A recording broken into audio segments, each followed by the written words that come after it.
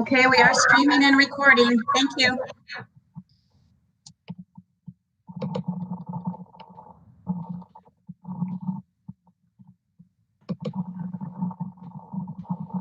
All right, we're good to go.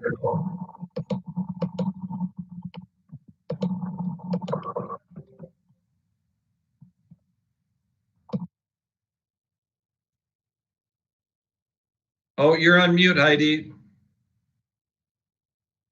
Do you want me to start off, or do you want to? Yeah, you can go ahead and Okay. kind of introduce the first topic. Okay, well, so folks, resolutions for the delegate assembly process for MSBA are due this Friday. And we haven't even had a discussion about, what are our concerns. So I did email Carson and ask, are there anything easily identifiable, in COVID planning and response that we could look to for the future, as far as making a change or asking for some help from the legislature. And he put that out to his, administrative team. But I think at this stage of the game, we've been focused on other priorities, and I totally understand that. And not to say that all of our resolutions turn into action at this upcoming legislative session, but this legislative session will focus mainly on funding. What is the state going to do with a $5 billion turnaround and income projections versus what they had expected to have in their coffers? So my recommendation to this committee is we will not probably have resolutions this time around. And I understand that.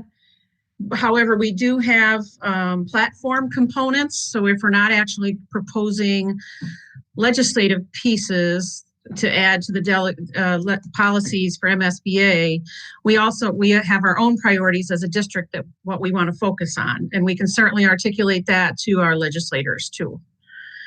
So I'll stop now and see if you guys have any comment. I'll add two components that we normally have included in our platform for Red Wing Public Schools over the last couple of years are the pursuit of sexual harassment language that makes it a little more accessible for people experiencing that to access remedy, and then also special education, both policy and funding. And I'll stop there for a moment. Any comment? Yeah, hi Heidi. Thank you. So when does this legislative session end? I can't remember. Well, it begins early this year. The next legislative session starts in January, and they typically still end in May, but they get an earlier start this year in the budget planning year. Okay. Have you gotten any feedback from anybody at MSBA about where they're really wanting to streamline their efforts? Is it funding, like you just said? Yeah, funding is going to be a huge piece of it. So I was in on the advocacy tour meeting on last Wednesday, and Sherry Johnson was also in on that call. And I'll explain why Sherry's here today too, because she has some more information to add about the future of Minnesota education funding. Okay. So MSBA's pieces, I can go quickly over some of the policy issues that they are going to anticipate coming back to the table for the legislature are the constitutional amendment.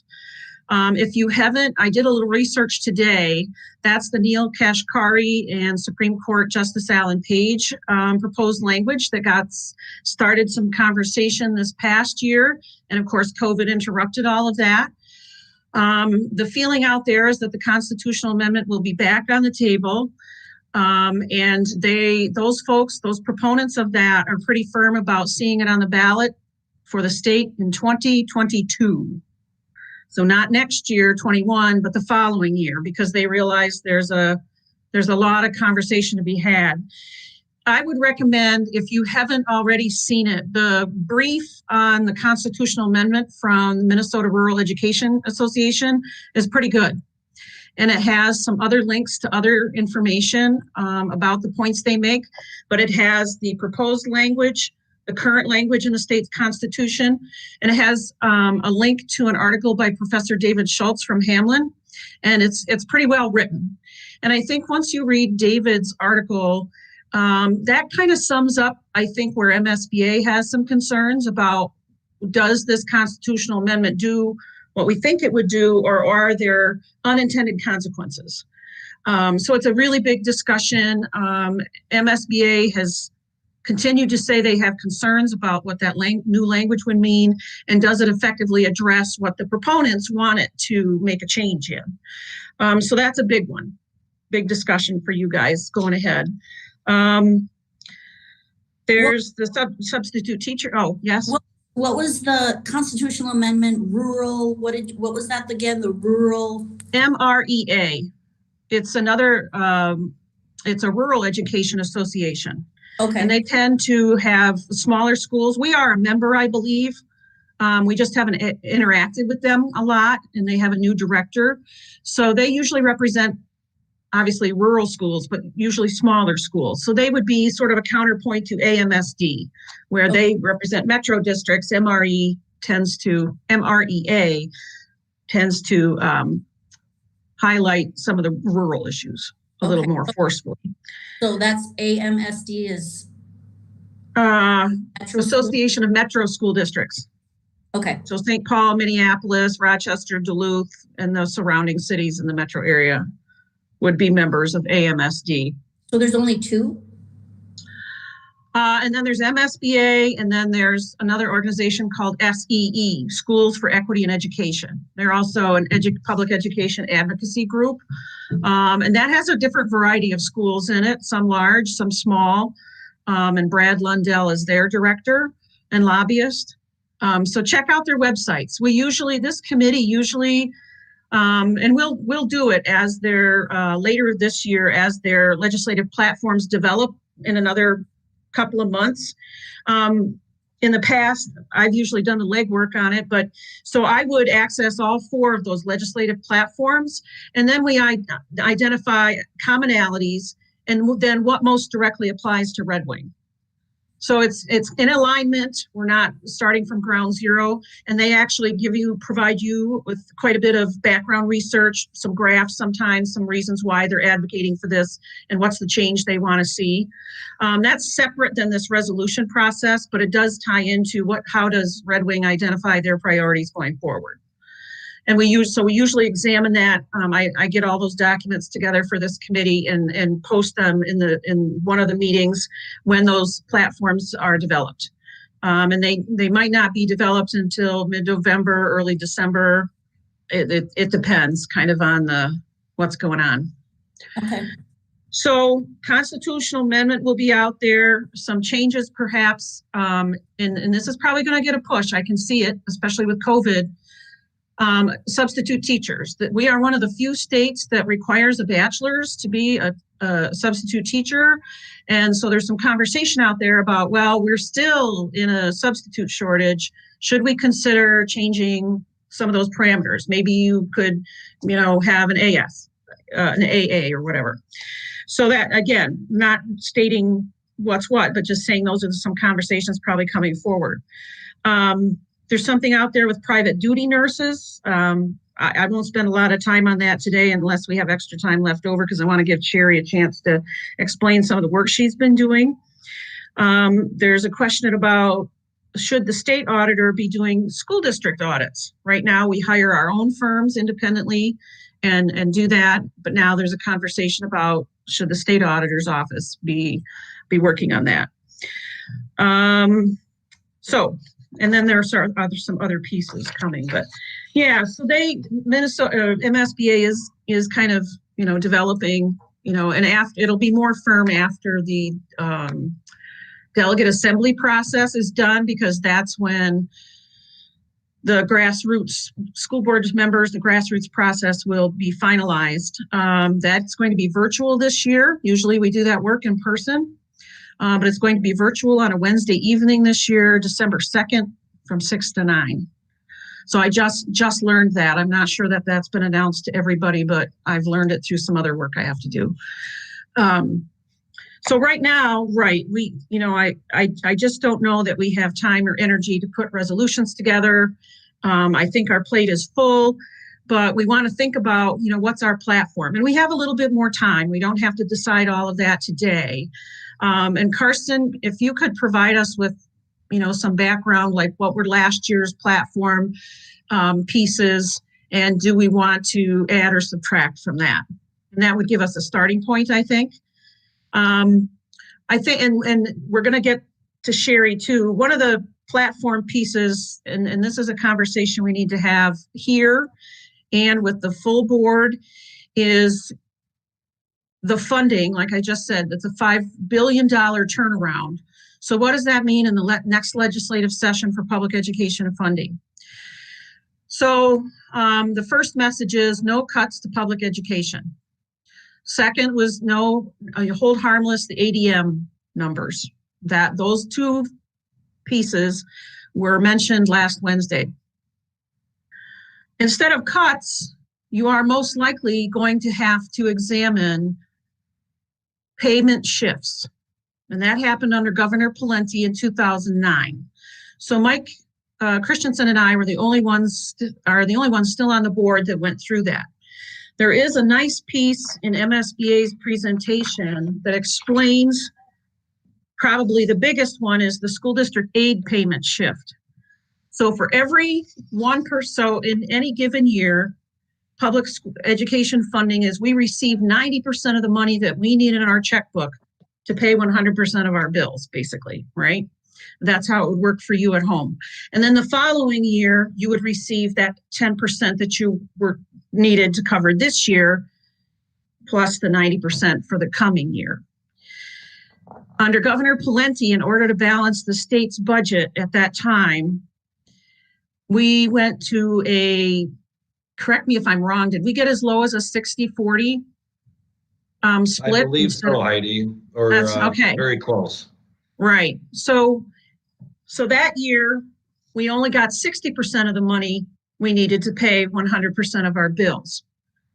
Fortunately, at that time, we were in a referendum curve that allowed us to stretch thin and ride it out.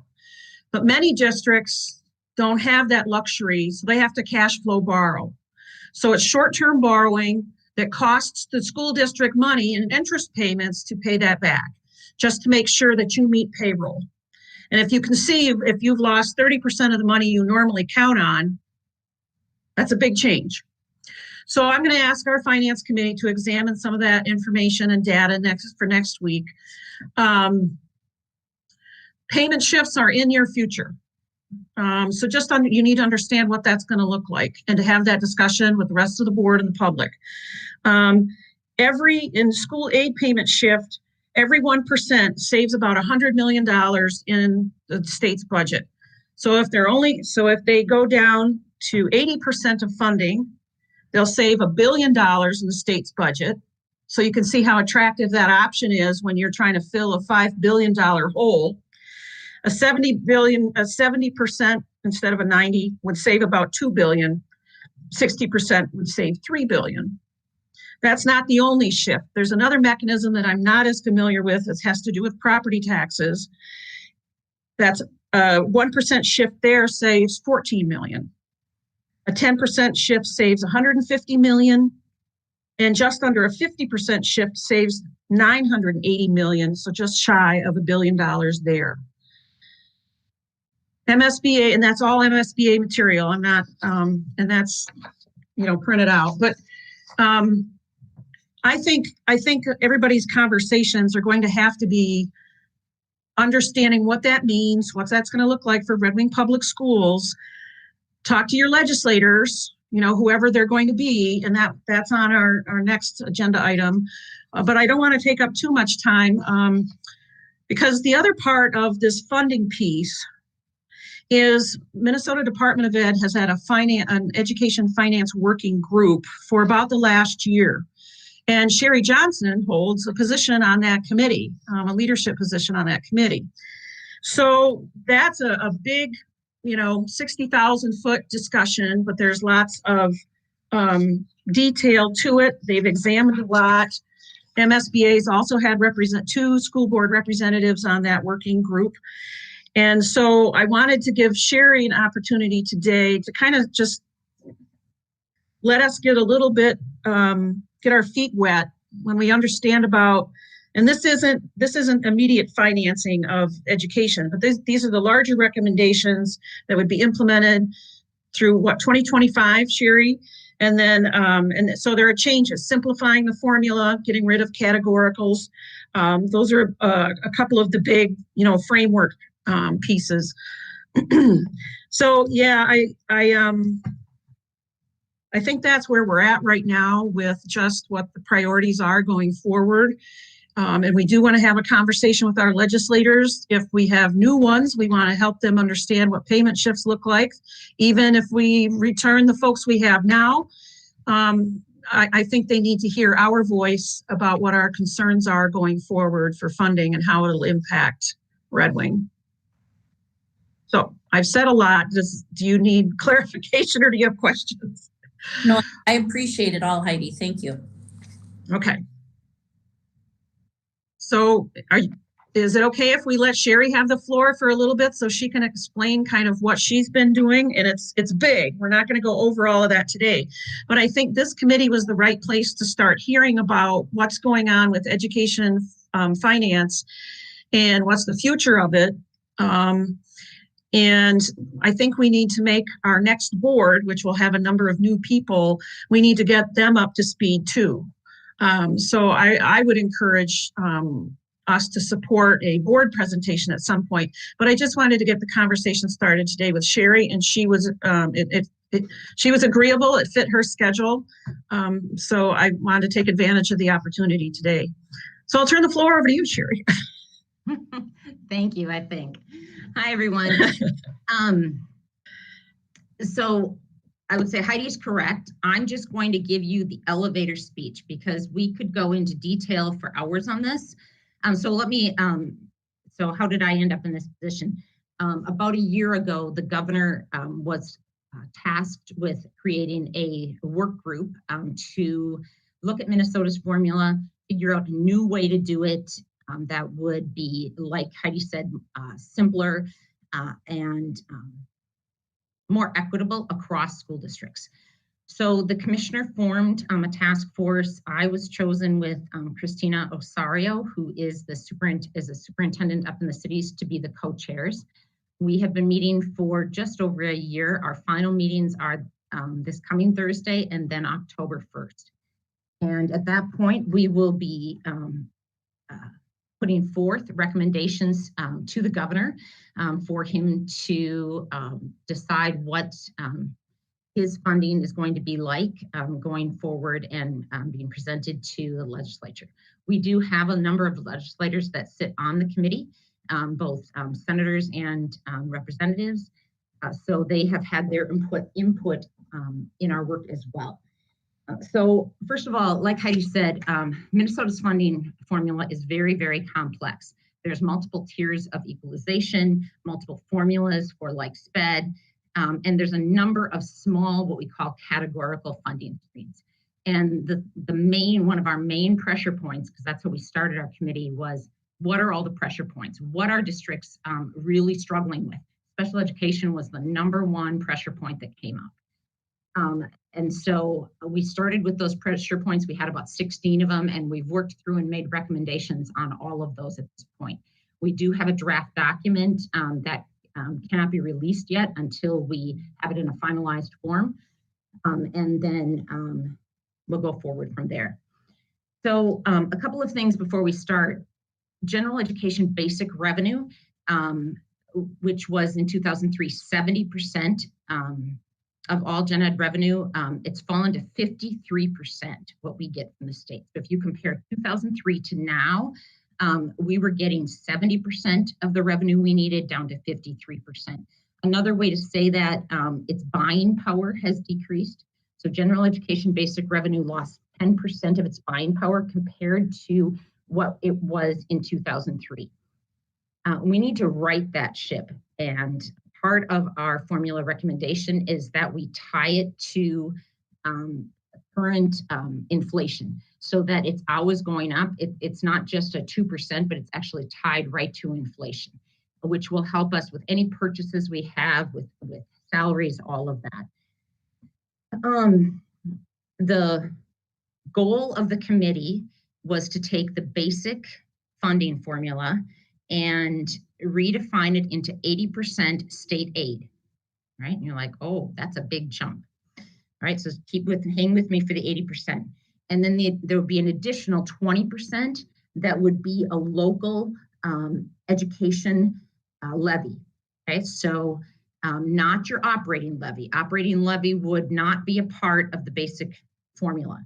And those districts that are already levying, have their board approved levies, that amount would be re-equalized. If you don't have that, you would also get that wrapped into there, so that it's more equitable across all districts, because we're seeing what's happening is what happened back in 2003, where you've got some districts who have a lot of levy dollars coming in and some that have zero, that have no voter approved levy, and also just the disparity in your zip codes. And we need to not have that be the case. Education, a third grade classroom has to be a third grade classroom regardless of your zip code. So that's another piece. Again, I'm trying to stay to the elevator speech. We would also be, so I mentioned the local operating referendum. We would replace the 2 tiers of that and the operating referendum equalization with 1 tier in each. We would link and index the formulas to included in the operating referendum cap to basic revenue. We would replace the 3 initial special education revenue formulas. Right now, there's 3 calculations for special education. They calculate each one for every single district, and then whichever one is lowest for you, that's the one you get. So it's just, you can't make it up, but there it is. So we would be eliminating that. We would have 1 formula. It would be 50% of our non-federal, which is what most of my districts are financed on. So that wouldn't be a huge change for us, but it would be a much simpler calculation for districts. The cross subsidy or the excess cost calculation, right now there are 2 in special education. We would also be reducing that to 1 excess cost calculation. Another recommendation coming out of the work group is to replace the 2 tiers of debt service equalization with 1 tier. And as far as categoricals, because the amount of revenue in the basic formula would be increased to such a degree, we would be eliminating many of the categoricals, because there would not be a need for them anymore with the increased revenue. So pieces like the literacy incentive aid, equity revenue, tax-based replacement aid, transition revenue would be rolled in the basic formula. So again, I don't know if you've ever looked at a comprehensive aid report from your district, but it's pages and pages and pages of lines and lines and calculation. And what we would really be doing is rolling a lot of that right into the basic formula to simplify it for everyone. 2 streams would continue to be dedicated. That would be gifted and talented and telecom equity. Telecom equity is really a big topic right now. Because of the situation we're in with COVID. And so these 2 categorical funding streams do raise some policy questions on whether those dollar amounts should still be restricted or not, but there's a lot of pressure behind them, especially the categorical aid. So to give you some numbers, the new combined basic revenue allowance, right now it's 8208, would then be increased for inflation at 2% per year over the base and set at 8540 for fiscal year 23, of which 80% would be funded fully with state aid and 20% would be funded with an equalized levy. I know Heidi talked about, we thought we were going into this. When we started this committee work, the state had so much money. I mean, they said, dream big, and we did. And then, of course, COVID hit. And I will tell you, those meetings in March and April were really tough. I went to the meeting and I thought, why are we even having this conversation? You know, there's no money, and it was very difficult to get the committee moving forward again. I believe that the recommendations we're coming up with are sound recommendations, and you have to think about glide slope. So we know we're not going to get everything in it in year one, but the proposal will be this much in this coming biennium, then this much until fiscal year 25 when it would be fully funded. So we understand we have to transition it in to get there. And the way I think the compromise we've come up with is we're not going to transition in by taking this piece or this piece, but rather moving all the pieces forward on the glide slope. So everyone will have buy-in with it as we go forward. I can go into any one of those topics. I mean, I have pages and pages, if you would like. I have a question. Yeah, Holly, go ahead. When that proposal goes to the governor, what does he do then? He will wrap it up into his proposals to the legislature. And then I will tell you with legislators being on the committee, they are very invested in making changes in this formula. It is just very complex, and it's not getting us where we need to get. The disparities between some of our learners are growing, and so we really need to address this, make sure districts have the funding they need. So everyone is invested in moving it forward. A bipartisan investment? Mm-hmm. We have both Republicans and Democrats that sit on the committee with me. Okay, good. Other questions? And, you know, as we get through the next couple of weeks and we finalize the recommendations to the governor, I can do presentations and we can go into any part of this. I know I'm not going to take up hours of your time right now, but I wanted to give you that overview. It's been incredibly, it's been rewarding work in that change has to happen, and it's been kind of fun to sit at the table and actually start to make some of that change happen. I have learned, you know, before coming into this, I knew a lot about SPED financing, but I think I could have a conversation with Karsten about levy equalization, and I can kind of hold my own now. Anyway, it's been a great learning experience as well. Arlen, do you have any questions?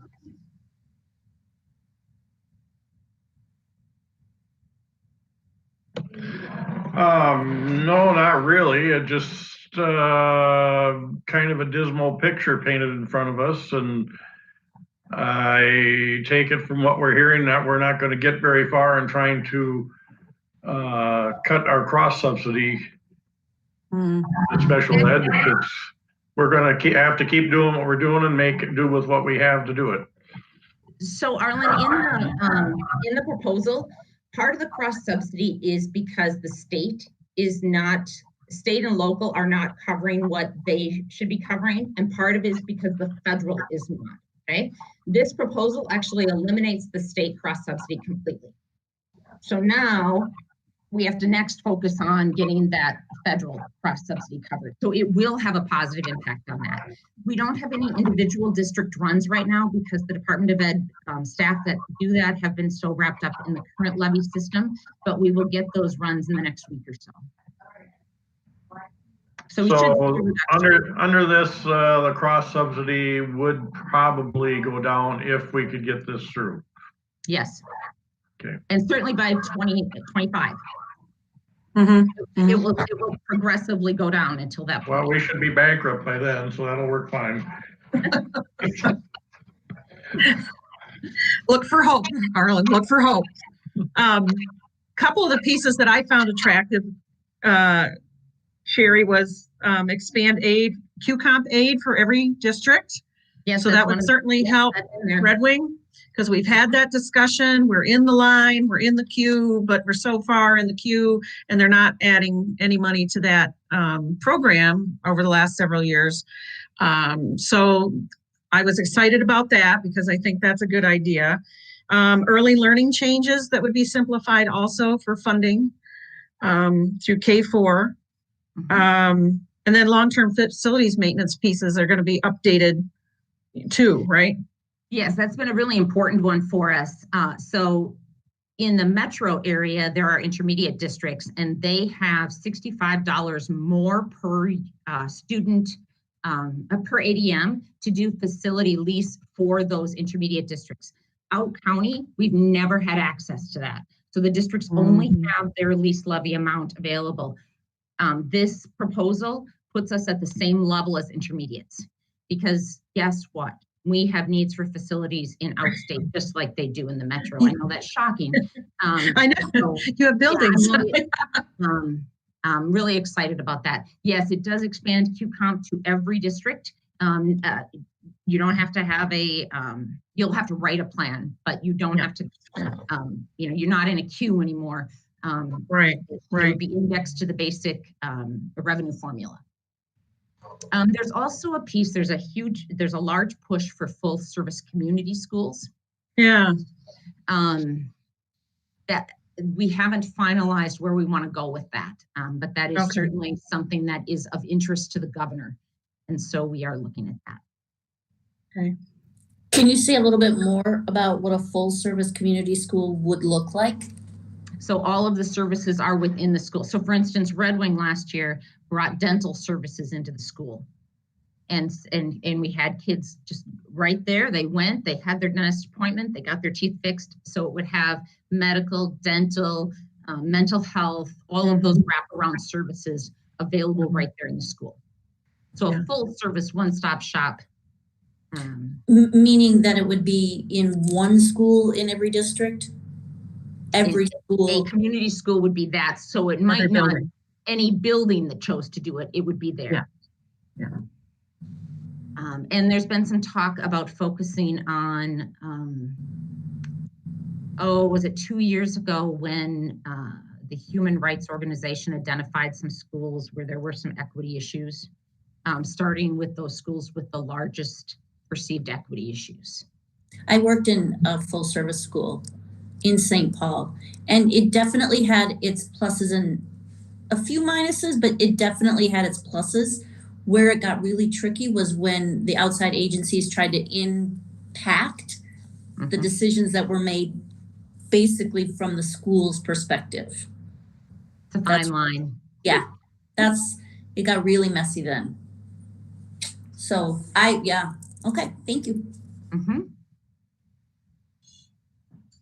Anything else? Well, thanks, Sherry. And I know there's a lot of moving pieces and you guys, thanks, because I know your report isn't finalized yet, but I saw it as an opportunity as long as this committee was meeting that we ought to start familiarizing ourselves with that really big work that's coming ahead and, formulate, a response, support, identify the pieces that would really help Red Wing out and GCED, with the facility funding piece and that kind of stuff too. So I'll make one other comment before I leave. Sure. And that is the last time there was a committee like this, we had the same thing happen. We then went into a budget deficit. And so the committee backed off and said, well, rather than this total package, we're just going to talk about these, 3, 4, whatever amount of things. And we've really said, no, we're going to bring this package forward, understanding we might not get it all funded in one biennium, but this is the plan and this is the glide slope we're going to need to be on while we work through this deficit. Because at some point, we're not going to be in this deficit. Right. So what you're saying is, as a comprehensive package, it all makes sense. If you try to parse out different pieces, then I think it turns into unintended consequences. And then other funding or the equalization goes wonky again. And now you're back to recorrecting something else, later. Right. So the comprehensive package is really what needs to be considered in total. Yes. Kirsten, before I leave, are there any questions you have? or anything information I can get for you? No, I think that's the best you can do right now. We'll just have to wait for the written report, and Okay, appreciate you giving us an update, and I hope something comes through from it. me too. I'll do my best. Thank you. Thank you. I'm really pleased that we have access to, the co-chair of the committee, the working group. So thanks, Sherry. I appreciate it. I think we're getting started. All right. Karsten, can you tell me, is this committee meeting running until 5:45 or 4:45? Well, hopefully not 5:45. Okay. But we literally have the 2 hours and 15 minutes if we wanted to take it. But Okay. I think we probably all want a little break. Do you mind Yeah. if I just briefly go over the summary of legislative priorities that we had Oh. talked about earlier? No. Good. Yeah, and I didn't know if you had that document or not. All right. Thank you. Yeah, and I have to clean it up a little bit. But one was to fully reimburse school districts for costs associated with COVID. That's no Mhm. surprise. Support youth skills training programs and other student work-based learning opportunities. Mm-hmm. And there were several areas in that Mick had explained to us. So we'll probably want to review that again. As we've had for the last few years, we want to critically examine the definition of sexual harassment. You talked about that earlier. And the big problem is that it uses the standard severe and pervasive. Right. And that's a very high standard. Number 4, Sherry talked about reducing the cross subsidy and supporting an equitable special education funding formula. Yep. And let's see. Increasing state funding to provide mental health support for students through the hiring of mental health therapists, school counselors, and social workers. Okay.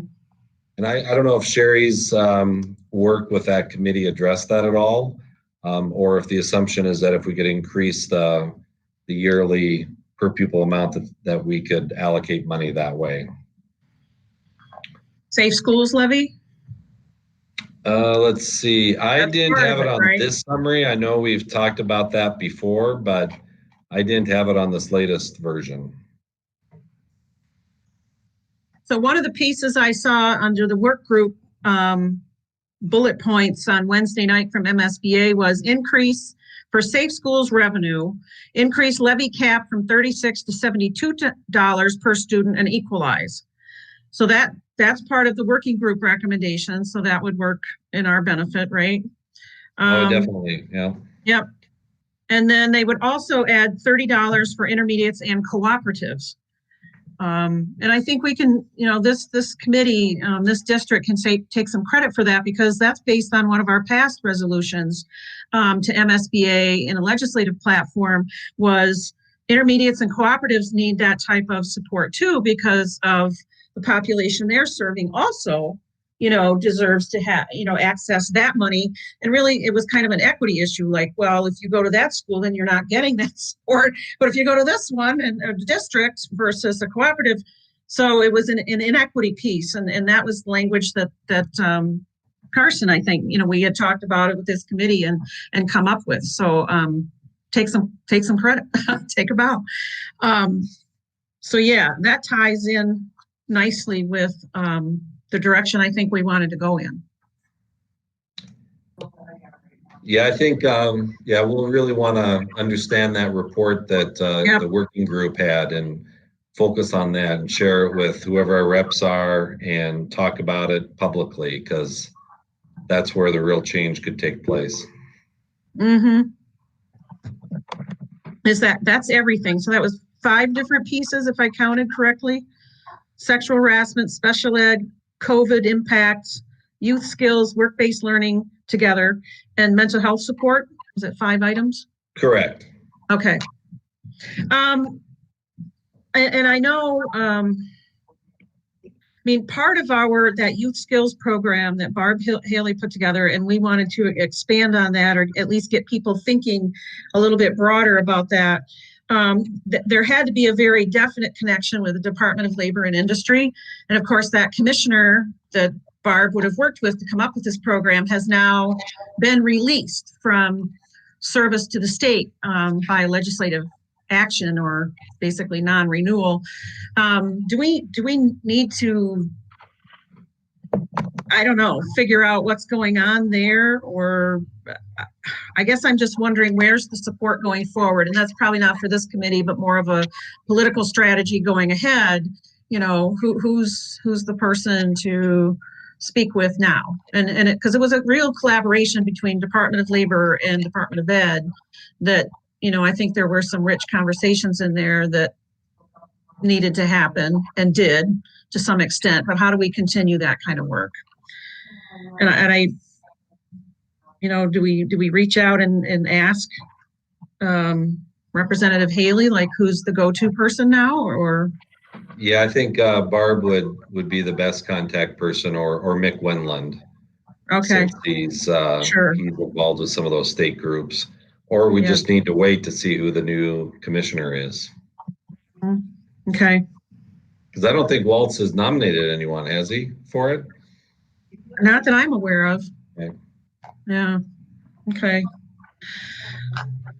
Does that make sense to the committee? Are all of those pieces still in play that Red Wing needs to have on a legislative platform to share with legislators?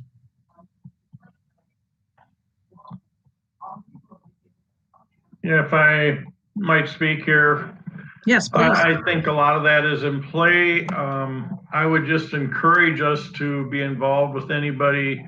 We're talking about COVID-related expenses. Broadband is a issue for many rural districts. Yep.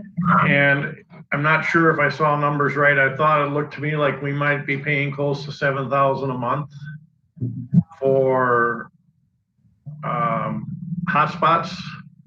I might be wrong on that number, but that's a COVID related expense in one way to get to our students, but it's also a broadband issue, which would be there even if we wanted to get more on our one-to-one devices. So it'd be nice if they could throw in something for the districts that had to pay out a fee somehow to get broadband to those that don't have it available to them. If there'd be some easy way for a reimbursement on that. And I don't think I want to see us propose a bill, but it wouldn't hurt to tag on with somebody if we could. Yeah, right now we're spending about $4,000 per month on hotspots. So it's How much? 44,000. 4,000. I thought I saw a number bigger than that, but maybe that was 2 months earlier or something. But that's still significant amount out of our budget.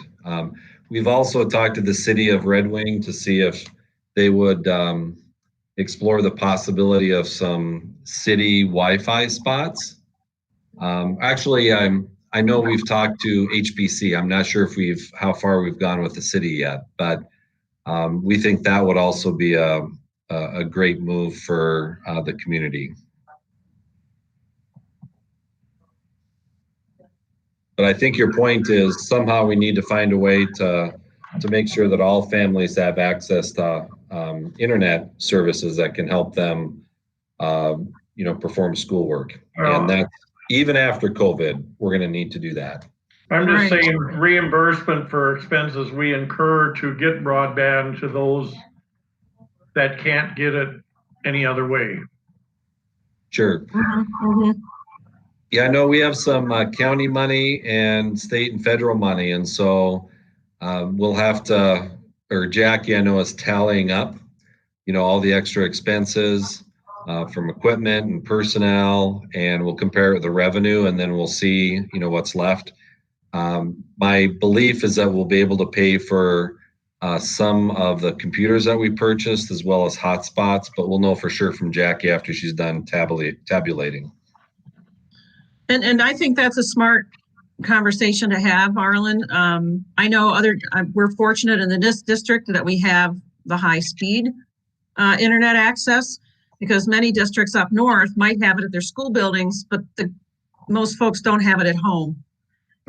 So I mean, we have people who, if you want to access an MSBA seminar or something, have to drive to their school district in order to participate in that meeting online, because they have practically dial-up service at home. And that would be the case with many other students and families, living at home, not attending a school building, doing virtual pieces, or even in non-COVID times, trying to do homework that requires some internet access, some research and what have you, or a virtual meeting. And it just, the support, the infrastructure isn't there. So I know that's been a broader discussion for years, and they did invest in it, I think, last year. Some millions, I can't remember the number, but you're right. I mean, it's an equity piece too about how do we make access available to those families who just can't do it. Well, I think there's some family groups that are working on that also in the metro, because there's little kids sitting in Taco Bell parking lots trying to get, doing their homework, literally trying to get access to the, so it's a statewide issue, not just a rural or far away issue. It's everywhere. So, and I work with kids right now, their internet just spins and we just wait and we wait. So I think it's very much a statewide issue, and it's being pushed a ton by some advocacy groups in the metro. Yeah. Holly, do you know what St. Paul does to try to level the playing field with internet access? We're just doing hotspots all over, but some of them just don't work very well because people are just in places where, even the hotspot takes forever. And right now it's very inequitable. And so that's why I said the family, the parent advocacy groups and some other groups are fighting with the legislature right now to say, why aren't you just paying this bill? Like, it's going to make it better for everybody if we can just have internet access and put some towers up. So it's all over the place, Karsten. Yeah. That's what I do when I go to my hometown. If I want to update my iPad, I have to go sit outside the public library. Thank you, public library. But yeah, it's you can't always do that when it's zero out and whatever. So little people sitting at Taco Bell, it's kind of like, what are you doing? Oh, my, geography. They're not YouTube videos. Yeah. So, all right. Well, Karsten, if we could follow up on those numbers and if we could all kind of pay attention to that broadband issue, that might be a good one to piggyback on and just say, well, here's what we've had to do, and I'm sure every district has a story too. Any other discussion about kind of moving forward legislative platform? We've got kind of the pieces we have done. It seems to make a lot of sense that we keep those in place. Perhaps add this broadband piece as it applies to, the reimbursement. Is there some other method to do that, or is the legislature got to play a role here too? Can I ask another question? Yeah. I was reading through some other information here regards to the Ed District for Holly and you, Heidi, and others. There is going to be potentially a refinance of the loan to the Ed District or the bonds, which should save over $900,000. It's too early to say. Projections could be $900,000 over the term, and we pay those loans, I believe, through lease levy. But I saw these lease levy numbers, and I think we have a good cushion yet. But should there be a push to extend that lease levy authority to a higher number? Because I don't think it's really changed with time unless it's had a cost of living adjustment built into it. And potentially down the road, it could be an issue to help some districts, not necessarily us. Could be us. It's just hard saying. Well, I think you're describing the situation that I understand is part of why they're proposing increased lease levy. I mean, we need a change for that because there are intermediate, ed districts, cooperatives that are trying to get by like we were with buildings that were subpar and there was no way to invest in repair of all those sites. It was just a really clunky mechanism. And there are many cooperatives that are experiencing difficulty across the state with aging facilities and rising needs and appropriate facilities for the rising needs. So that really is, I think, a big part of of the discussion too.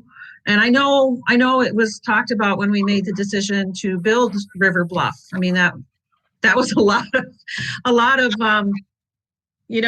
management, because it was a very tricky thing to navigate the way the structure's set up under Minnesota law right now.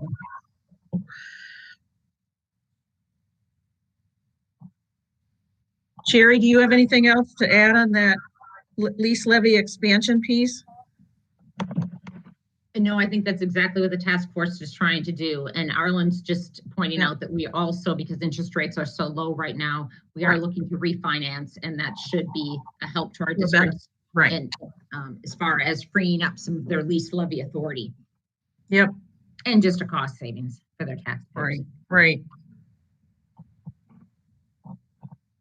Good. Well, I hope that's a successful refinance then, because that sounds like a wonderful piece of good news that we would like to share in. Okay. The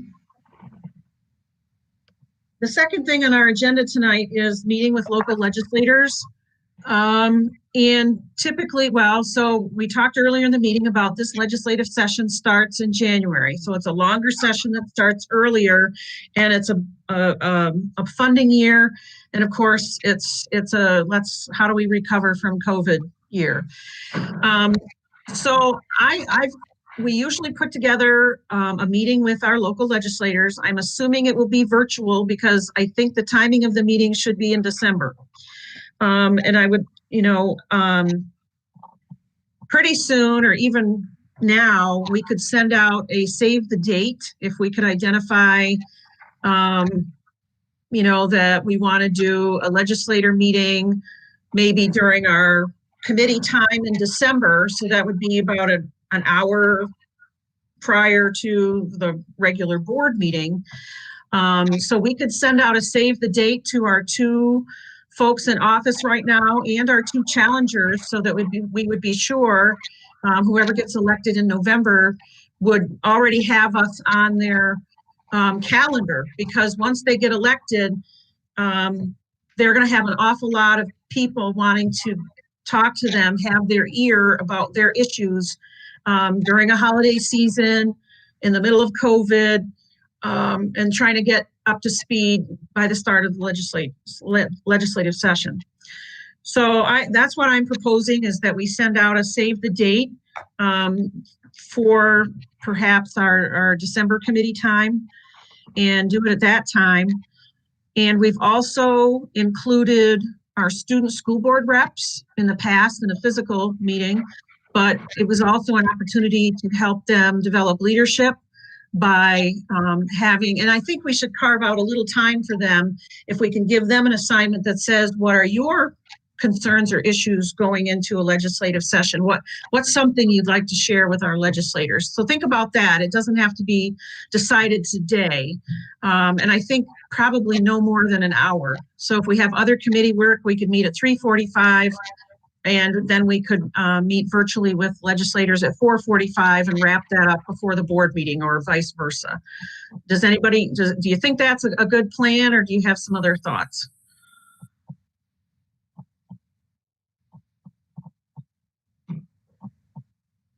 Okay, I got a vote from Arlen. So Heidi, it will be on December 21st. At 3:45 with the local legislators coming at 4:45? Is that what you suggested? Or do you think we should be 3:45? I don't know what the timing is. I suppose we could do either depending on availability for folks. Sure. And December 21st, okay. So yeah, I would say the 4:45, that'll keep us honest, to keep the conversation moving.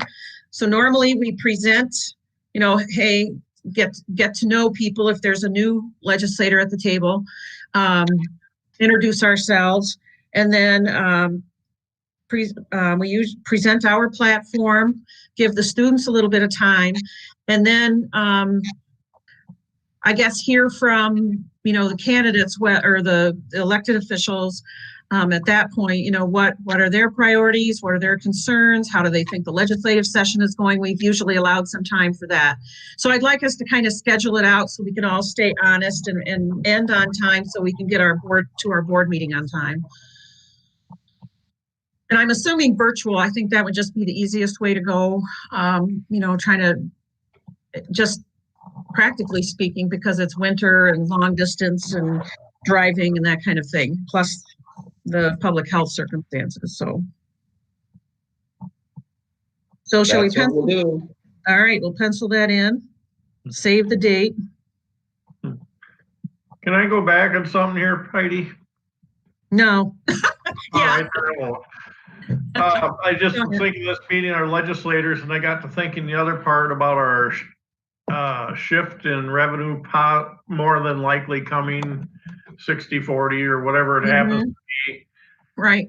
Is this session coming up a bonding session? Is that part of the process? No, We've kind of it was jumped supposed out to be of this that past rhythm a spring. Yeah. That's We in ca- the off year they do the bonding. I was just going to throw out this concept if anybody's on it. You know, certainly they like to bond for capital improvements, but is there any chance that we could lobby for bonding for education for the next 4 years rather than doing the shift over the next 4 years or however many years? Does that make any sense to request that? Yeah. I don't know. I mean, it's either they borrow or we borrow. Somebody's got to borrow. Right. Well, and I guess personally, I mean, there's still a lot of infrastructure needs in Minnesota. And that's been one of the difficulties of, you know, not getting a bonding bill this session was, you know, that stuff's still out there, you know, like bridges that are falling down and water systems in small towns that don't work or, you know, so I don't know. I just don't know if anybody's ever talked about bonding for education over a period of time. I don't know. We can ask somebody. I've never heard of it, but it sure would be nice if there was a solid plan in place to do that. I'll write it down. Let me interject that out of order. Yeah. I'll see if I can follow up on that. We're certainly being creative.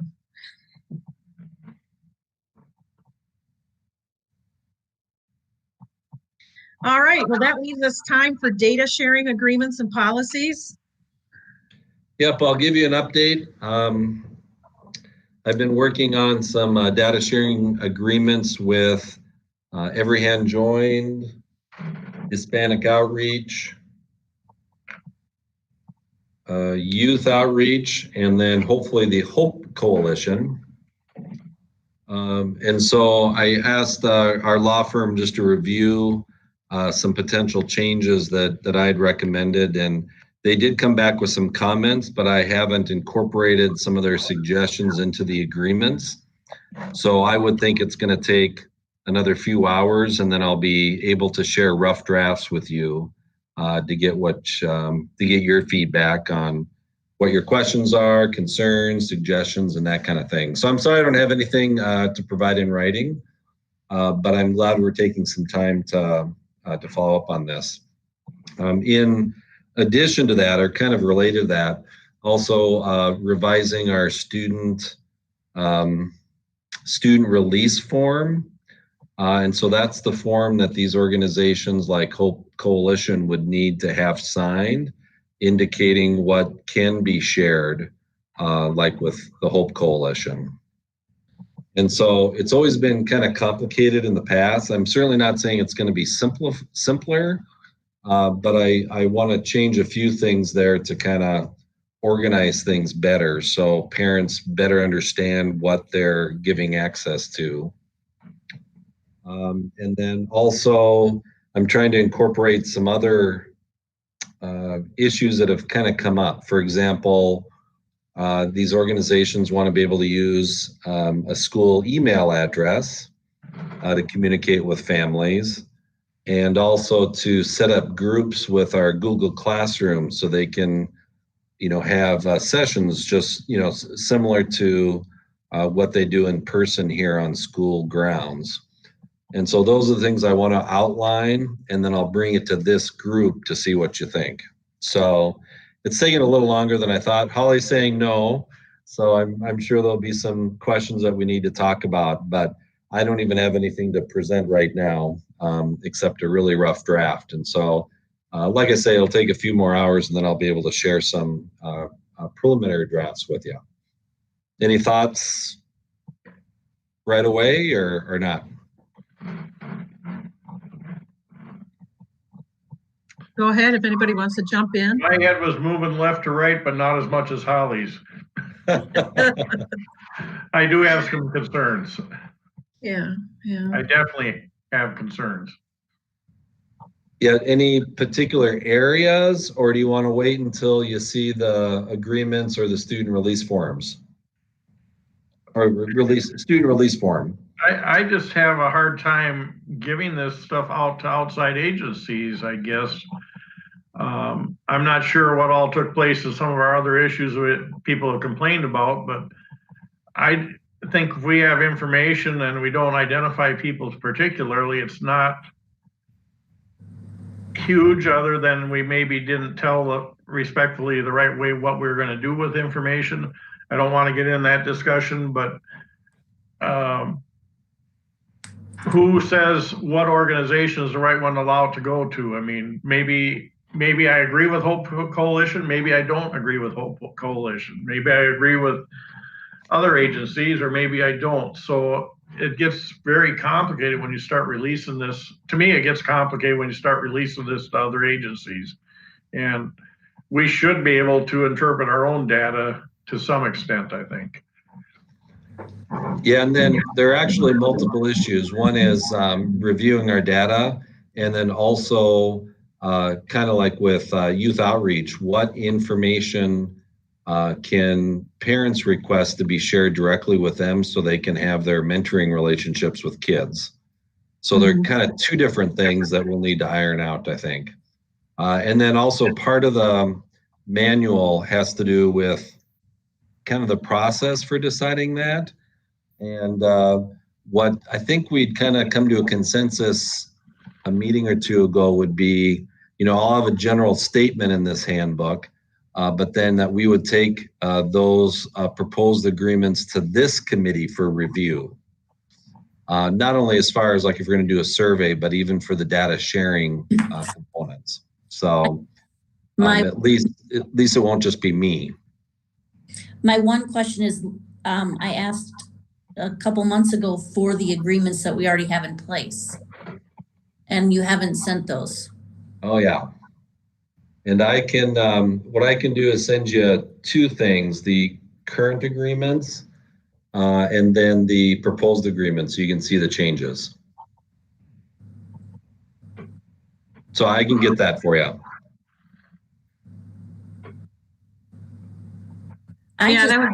Just why can't agencies get the information straight from families? This is a huge violation of people's privacy, just to be in a public school and then for the public school to ask, hey, can we give your data to X, Y, and Z? I don't think we should be the purveyor of information. Yeah, and I think that's the most important issue at hand. Well, and actually legal, so to do what we've been doing. Yeah, and that's, for example, youth outreach, Hispanic outreach, has these forms filled out, each year, by parents that provide, this is what can be released, this is what can't be released. And so, the issue, I think, comes down to, do we want to allow that or not? It's, and there are pros and cons. I mean, there's a lot of really good work that happens through Hispanic outreach and our Prairie Island Indian community, Hispanic outreach, and all those groups. But there are also risks. and kind of like what you just said, Holly. So we're going to have to decide what's what we want to do. Well, so we can't, so that's my concern. I mean, I want to do good things for kids. And I think all these agencies and people are trying to do things that we can't do by ourselves. So we can't be the only school district that partners with community organizations trying to improve outcomes for kids. So where's that path? I mean, have we not been doing full service here, trying to do, share information to get access to services? Is the student release form really the magic piece that kind of connects all this and makes it work? I guess I'm just looking at how can we make a process work instead of saying, well, we can't do it, say, well, what's the right way to do it so that we can get some information to help kids and provide services that seem to make sense in a lot of ways. But I realize the information piece, and I know in some ways, I think my history on the board, I've wanted to discuss pieces of students' lives, not in particulars, but understanding the data, and that we need to look and provide and do things differently because we have a changing student population.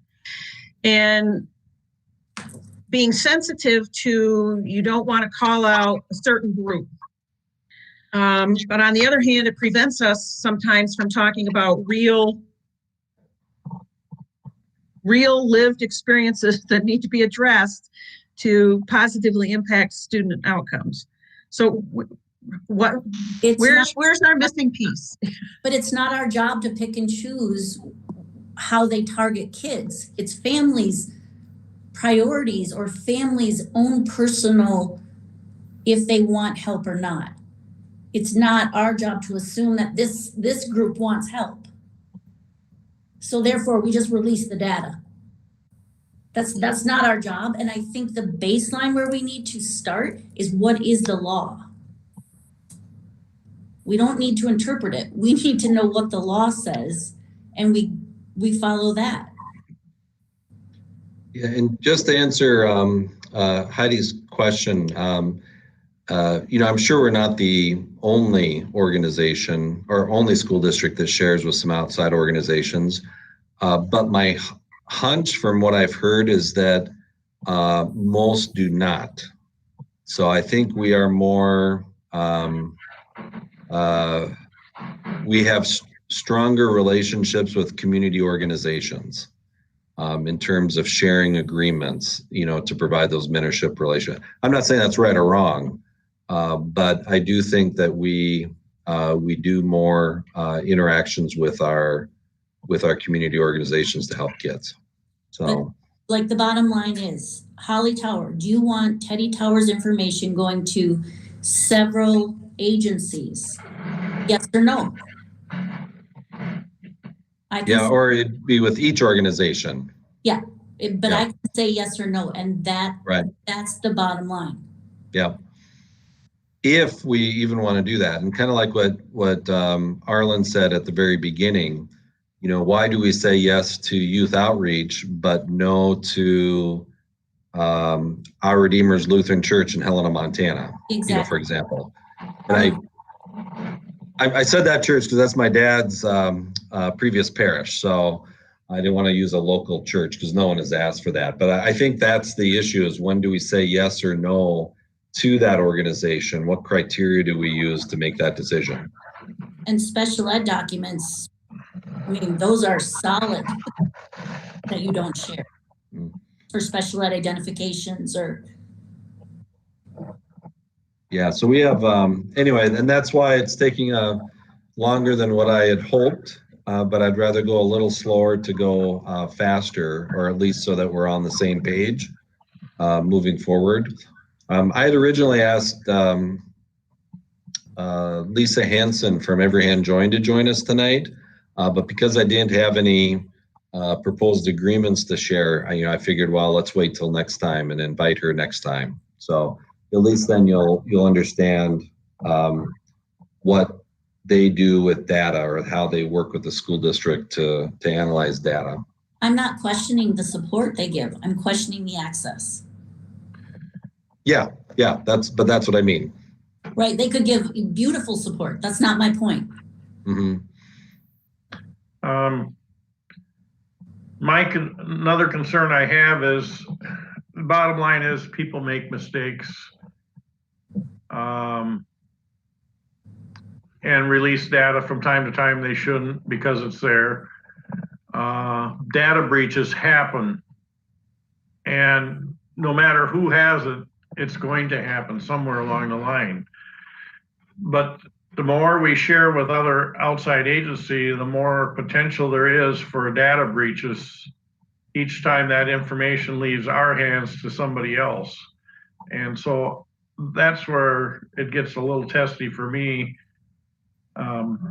And I'm not saying, like I say, it happens. If we control it all here, we're probably still going to make a mistake, or we're somewhere along somebody could do a data breach.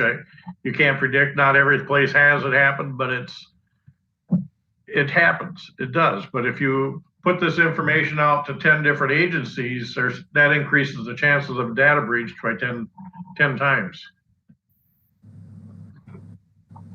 Yeah, kind of getting back to, I can't remember if Heidi or Arlen mentioned it. We can do the other part of this is data analysis. And right now we don't have, a person who, an internal employee can do that work. We certainly could at some point.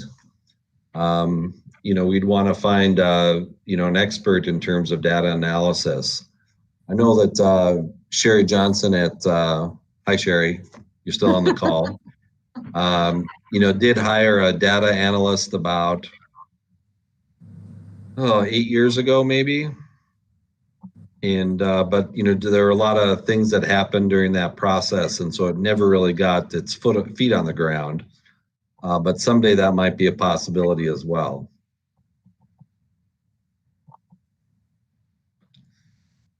So if you don't mind, how about if at least I can come up with drafts that I'll bring to the next committee meeting, and maybe that can be kind of the focus during that meeting, because I think it'll be a lengthy discussion. And then, we can either say yes or no, or have some suggested changes, whatever we decide to do. Can you bring the law with that? Yeah, it'd be FERPA. I mean, we can certainly have a link for it. Sure. I think that's where we start. Mhm.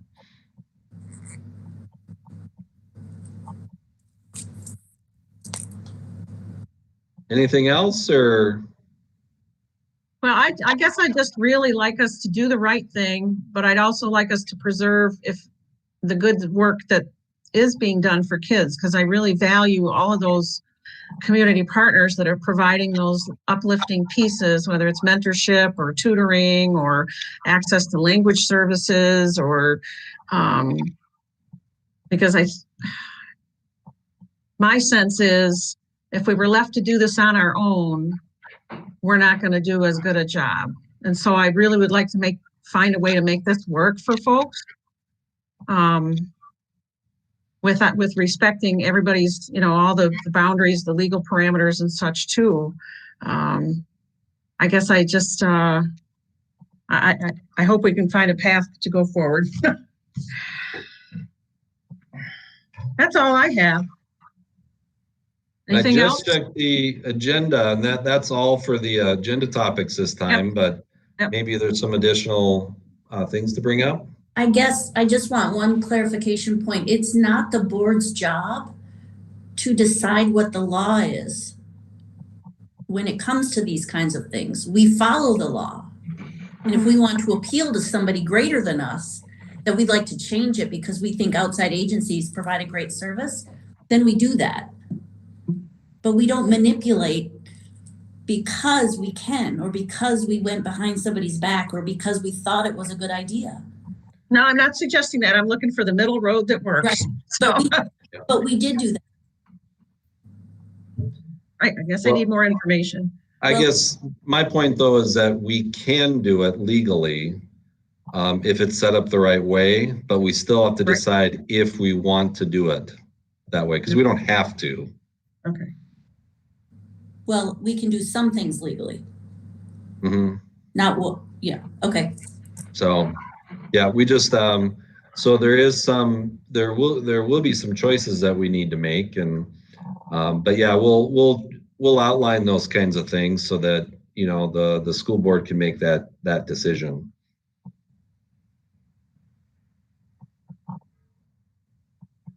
That's all we have for the agenda. All right, so data sharing will be on the agenda for the next meeting. Yeah, and if And- there's any way we can, you know, spend the majority of our time on that issue, so maybe I'll bring it up first. And then we may have some other stuff, you know, to kind of wrap up as well. All right, so that'll be October 19th. And then we've decided that December 21st is our legislative meeting. And then, oh, we're early in November, the 16th. Okay, so those are the next meetings, October 19th, November 16th, December 21st. And by the way, are there some other topics related to this committee that we should add to like that November agenda?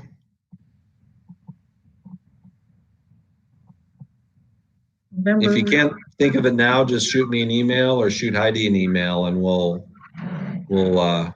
try to add it to an upcoming agenda.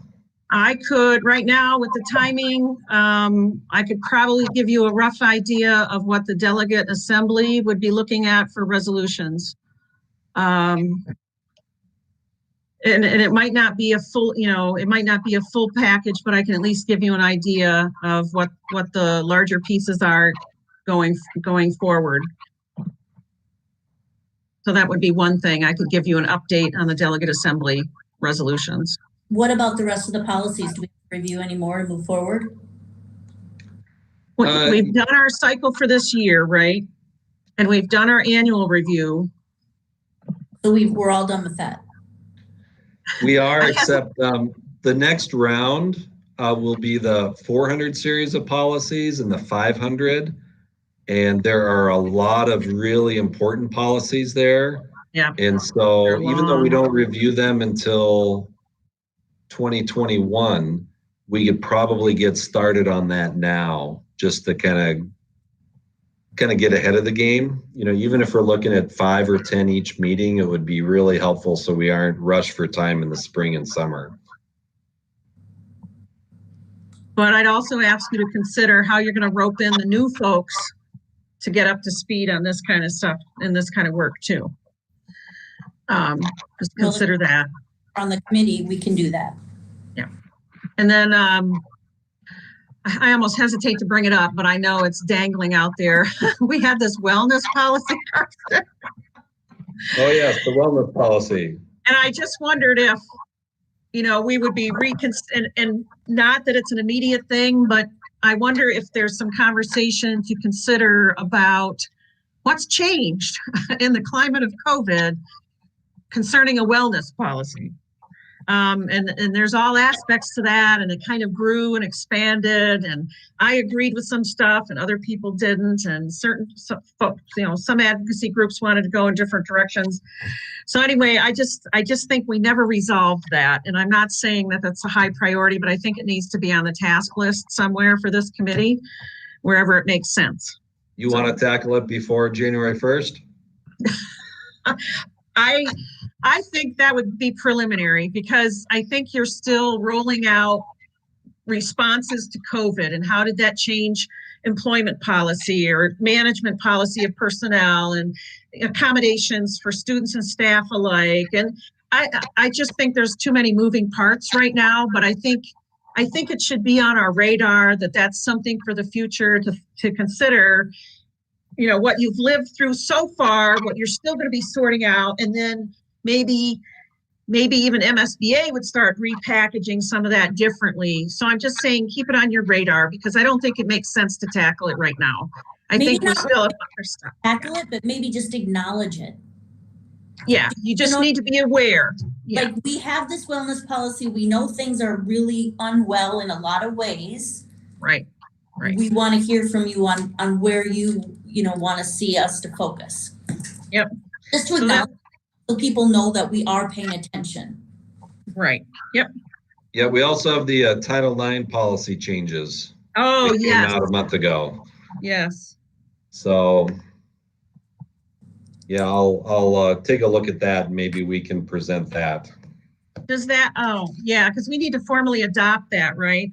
I mean, the timing of processing of the whole thing, I know people pushed back on that because it didn't make sense in certain ways, but they wanted to roll it out, so they did. Right. But yeah, there's major changes to that, right, and implications? There are.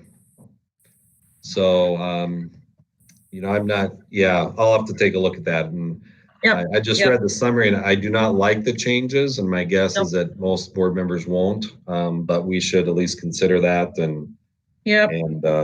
move forward. Well, and we don't really have, I mean, we kind of don't have a choice, right? I mean, they said this Right. is it. Right. So I'm not happy about it either. I'm not happy about the process. Delegate assembly resolutions for next time or November, data sharing next time. And then Title IX, we do need to get that on the agenda somewhere this year, preferably.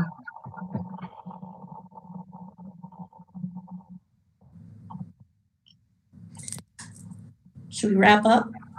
Sounds good. Yep. We'll see you in a think we're few done. minutes. Get some supper. All right. Bye.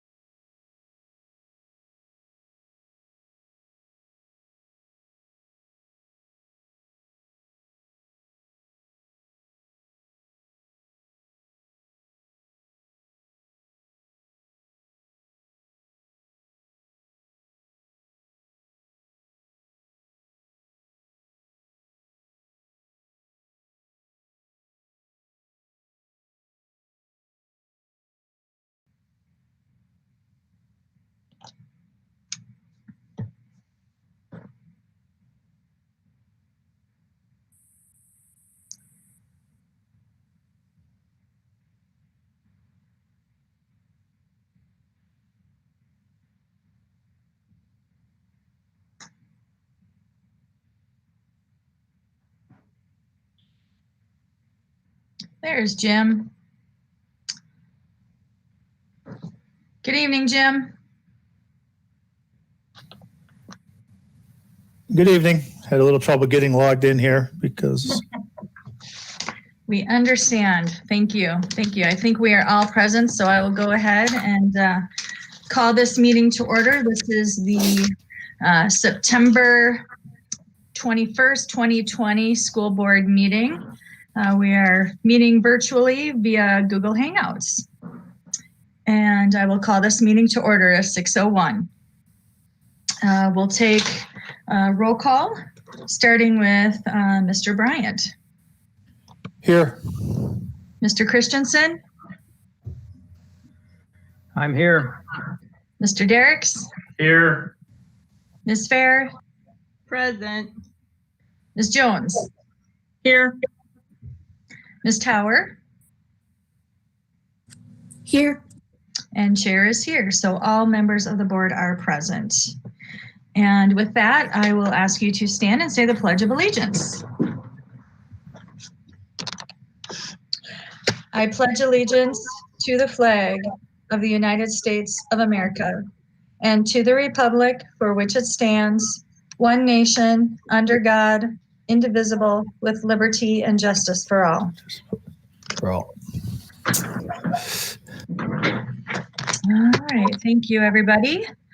And I have asked Mr. Derricks to share our vision with us this evening. yes, thank you. The mission of the Red Wing Public Schools is to educate and inspire all students as they realize their full potential and become respectful, responsible, and productive citizens. Thank you, Arlen. The meeting agenda has been posted. Do we have any changes or revisions to the agenda? No changes recommended, Pam. Okay, nice to see you, Karsten. You got in. All right, with that, I will look for a motion to approve the agenda as presented. Janie will make a motion to approve the agenda. Made by Janie, looking for a second.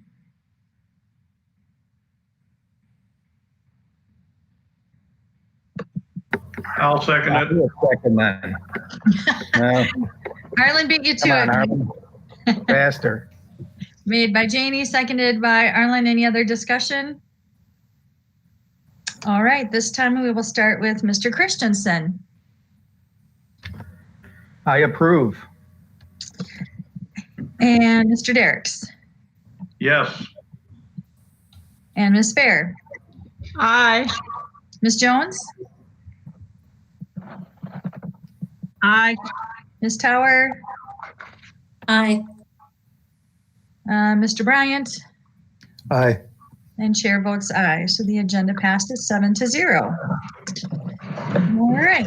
The first item on our agenda then is to remember that our educational plan is always included in the board book. And so that is our reference and reminder about where our priorities are.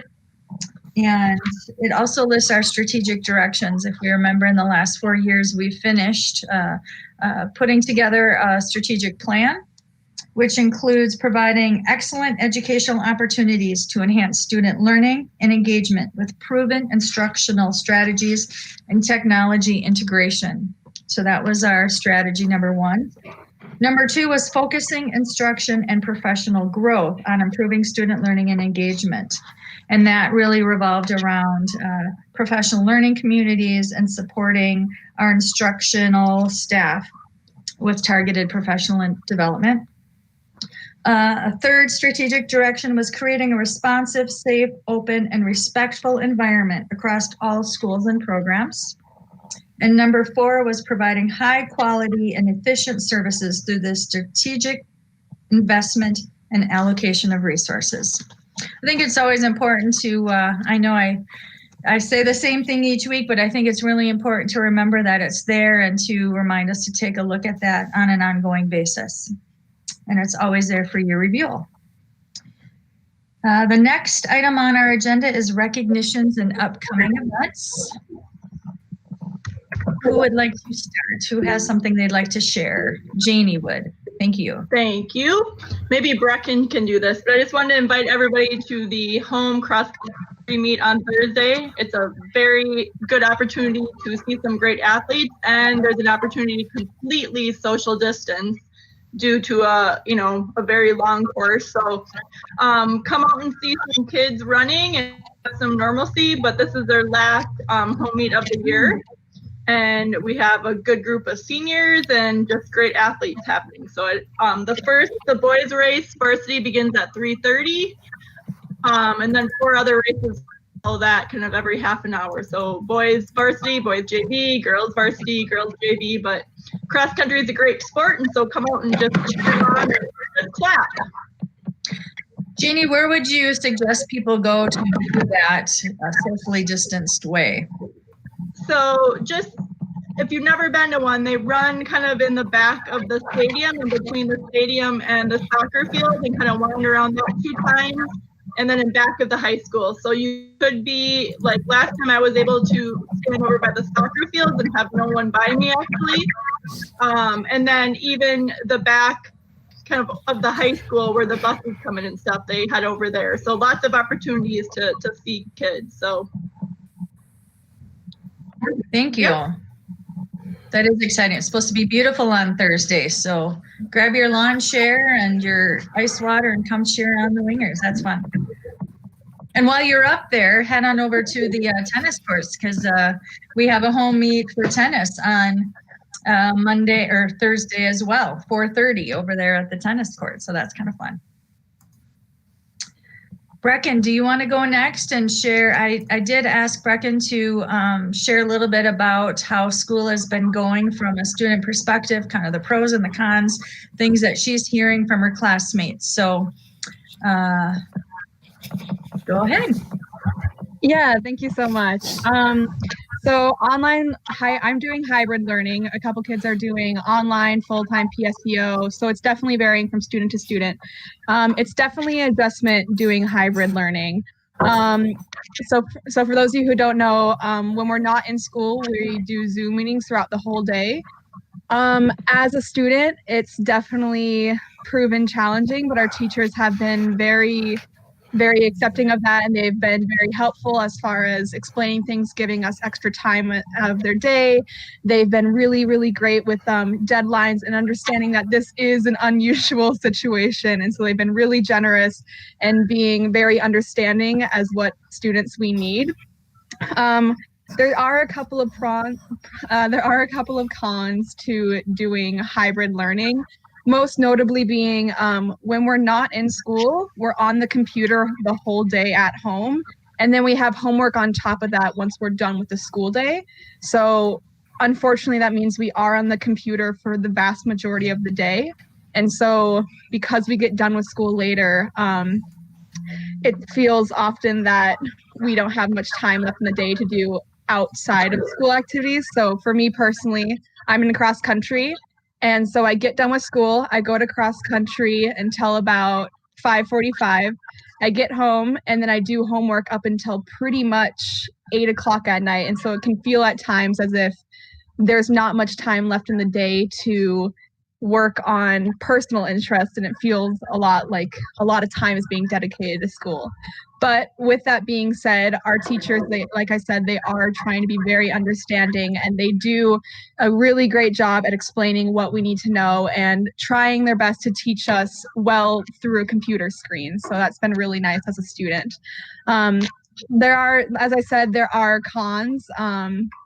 But, I think that this is a really unusual situation for everybody involved. And the fact is that our teachers, they are trying to be understanding with us, and they are being very flexible with our schedule. So as a student, we all really appreciate that.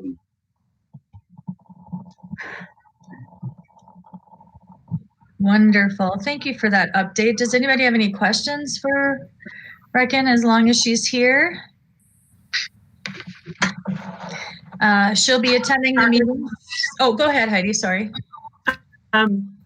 Outside of sports, are there any other extracurriculars going on? As far as I'm aware, I really only know of a few sporting events going on. For extracurriculars, I'm not sure of anything that's going on. I think that our fall play is being worked on currently. That's starting to get started up again. But outside of that, actually, yes.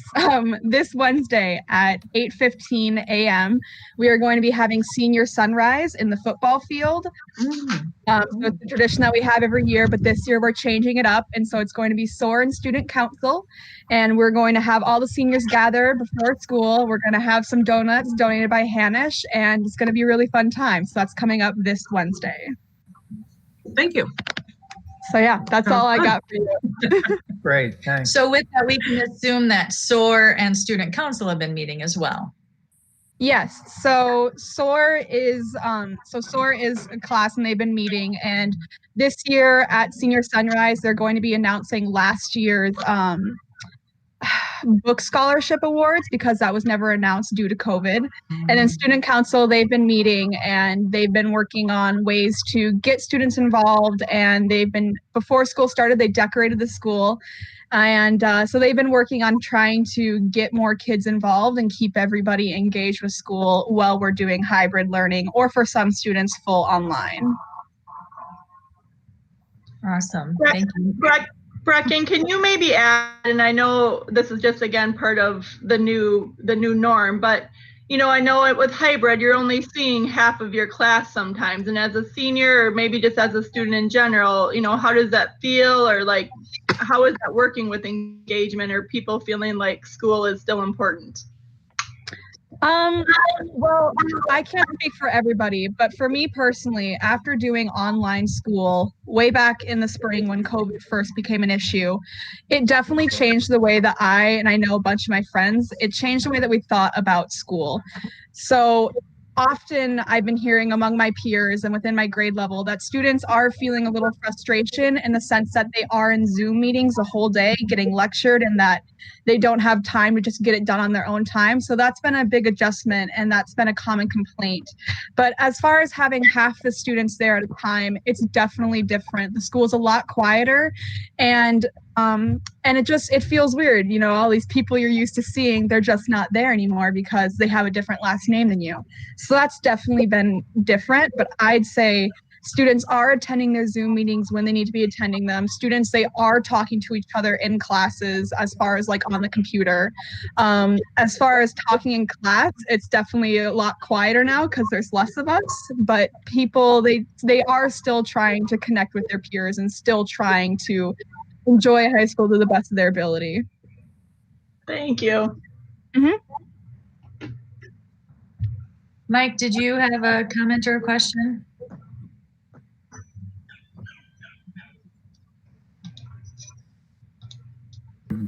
Doing her report. I was just thanking her for doing her report. Awesome. Anybody else for questions or comments for Brecken?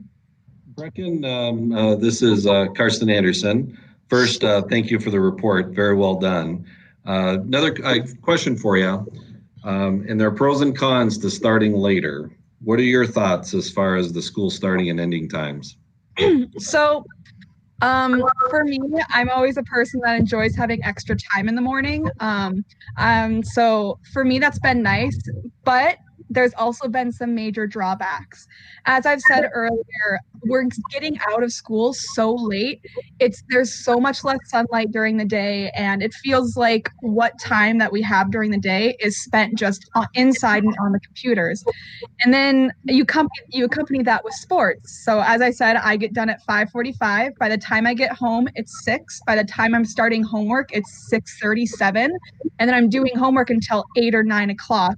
So it just feels like there's more negative side effects to starting later in the day, simply because there's less time after school to do, to hang out with your friends, to work, to do your sports. Although it's nice having that time at the beginning of the day, it's having major drawbacks for the whole rest of the evening because we get out of school basically at 4 o'clock every day. So that's been rather unfortunate. I'd say if the times could be changed, I would say that it would be good to send out a couple of surveys and ask the students and parents. But I think from what I'm hearing within my grade level among my friends, people are not enjoying getting out of school so late during the day. Thank you, Brecken. No problem. It definitely has a significant impact, I think, on kind of family time in the evening. And like you said, Brecken, working. Lots of high schoolers have jobs outside of school. And so it definitely cuts into that time as well. Or I do know a student or two that starts work at 4 and they get done with school at 3:30 and they're trying to race over to their job, which isn't what we want to have happen either. We want people to be safe on the roads as well. So it's a balancing act. For sure. Yeah, school's getting done at 3:50. So by the time we're out of that parking lot, it's 4 o'clock. So it's definitely presenting some challenges for students. Yes. Well, thanks again. Any other recognitions or upcoming events? Okay, seeing none, we will move on to our next agenda item, which is public comment. I have received 2 public comment letters through my email, and I've been asked to read both of them. Mr. Superintendent Anderson, do you have any to add? I do not have any. Okay. All right, so I will read the first one. It is from Tracy Carlisle. She lives at 370 Charleston Drive in Red Wing, Minnesota. She says, at the August 17th, 2020 Policy Committee meeting, there was a request for the contracts between Red Wing Public Schools and Every Hand Joined, Hispanic Outreach, and Youth Outreach. Has the school board been able to review those documents? My reason for inquiring is because in spring 2018, the REACH student survey was administered to the high school students without parental consent. Minnesota Statute 121A-065. Despite this unlawful task, Every Hand Joined published those results in a brochure in the summer of 2018. Why would Red Wing Public Schools share that information without the proper authorization, and what specific information in those contracts allow Red Wing Public Schools to share this data? Sincerely, Tracy Carlisle. Yeah, and I'll just briefly respond. Holly Tower brought up the same issue at today's policy committee meeting. And so I just need to find some time to retrieve those contracts. We're also updating some contracts. And so we'll be able to show the previous contracts as well as updated versions. Great, thank you. And then the second email I received was from Brent and Ashley Kaler. And it says, to the school board, I wish I could have been on this Zoom call. My wife and I they were busy tonight. My wife and I have several concerns on many levels with how this school year has transpired. First and foremost, if no one will stand up or advocate for the children in this community, who will? You were elected to support the children in our community in every aspect, not just follow the crowd of tyranny. Common sense and logic have gone to the wayside and changes need to be made. Concern number 1 is mental health. Where is the science or the expertise on the mental health and the toll that is taking on our kids? The cure is worse than the disease itself. For the first time, my son did not want to attend school today because he says it's miserable. The way they are treated, not able to engage with their friends, not knowing what's okay, what's not okay, not walking the right way, the list goes on and on. It breaks my heart to watch my kids who love school be lifeless. What are we doing to our kids? We are literally killing our kids. Suicides among children far exceed any deaths related to COVID.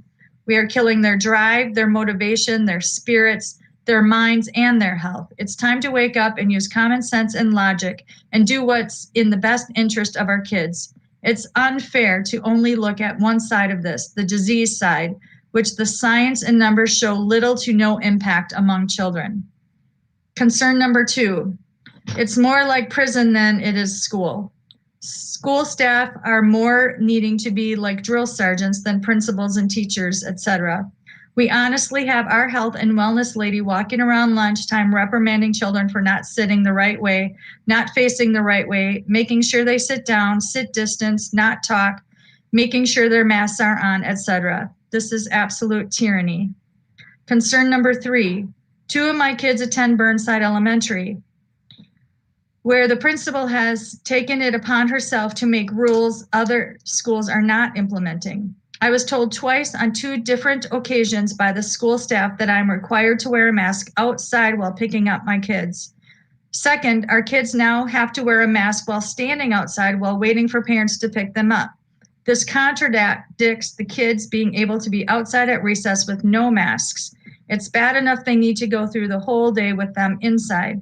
There is 0 state mandate to wear masks outside. My children and I will not be wearing masks outside.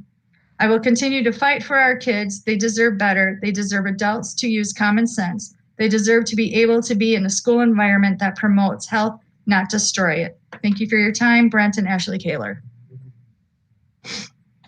Yeah, and I'll just have a quick response there. I think they're referring to our implementation of different requirements in terms of social distancing, masks, and other related things. I wish we could be back to normal. I think we all do, but we are taking COVID very seriously. And, that also includes requiring people to wear masks inside and in some places outside. And I know that if for example, at Burnside and some of the other schools, if parents are out of their cars waiting for their kids to pick them up and they're not social distancing, then we do require the adults to wear masks. And if they're social distance, then that's a different story. I'm not familiar with the issue about students in the lines, but I imagine that if students are closely congregating, that expectation would be made there as well. So again, as we go along, hopefully some things will clear up for everyone in the state, and hopefully we'll have more flexibility. But we clearly are taking those safety precautions seriously.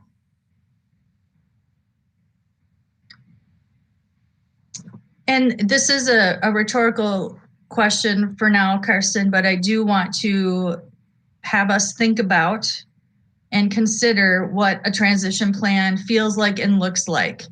I know in many job places, including health in the healthcare system, there are phased approaches to going back to a more traditional way of doing business.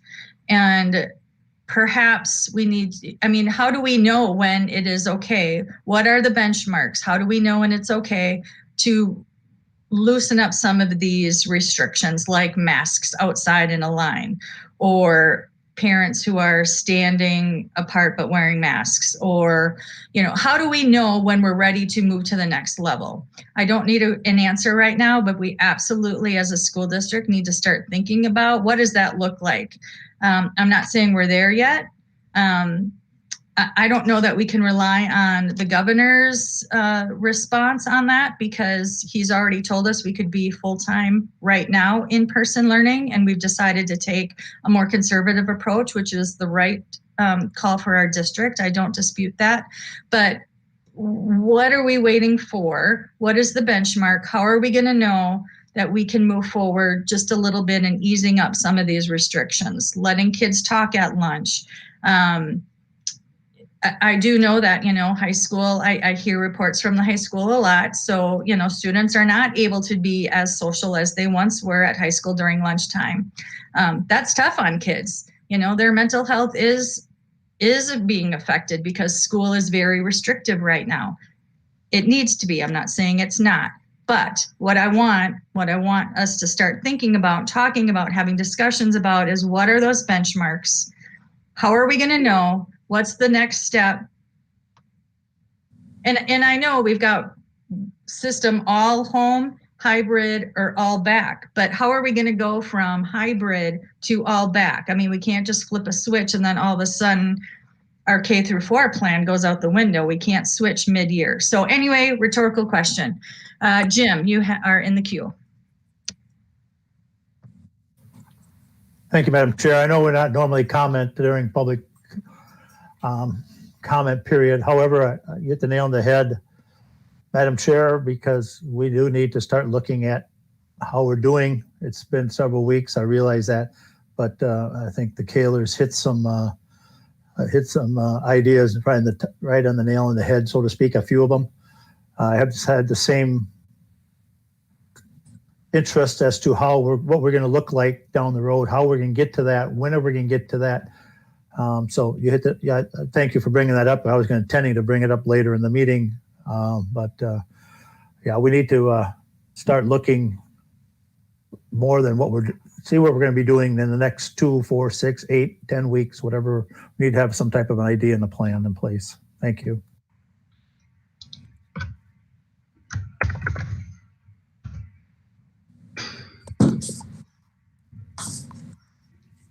Janie. Sorry, just to add to that a little bit, since we're on the subject, is that, I would love to hear how the teachers are doing this. I've been, hearing feedback that the teaching styles are really hard to do. And, so I'd love sometime to hear how, kind of our teaching is doing too, Kirsten. So just to kind of add to that list. And Holly. Thanks, Madam Chair. Are we going to be having a time later in the meeting to discuss some of the concerns and issues that we have about what's going on right now? Or is now the time to address it? Because I don't want to take any more time on this right this minute if we want to get moving. I believe Superintendent Anderson will address a little bit more during his administrative reports. Okay. So should we keep going? Yeah, I can wait till then. Okay, thanks. Yeah, that works for me too. Okay. So school board reports is on the next item on our agenda. Any updates from personnel? I don't think so. It looks like we might have to have a special personnel meeting, and I believe that email went out to the members. So Mike and Pam, I forget if you both replied to it, but if you can just look at that. And then maybe while I have the floor too, for negotiations, I know we're starting to get going. So looks like custodians are ready to, start talking. So I know Karsten and Lisa are trying to get some times down. So Jim and Pam, I think we all responded to that. So we will look for that. Great, thank you. Any updates from operations?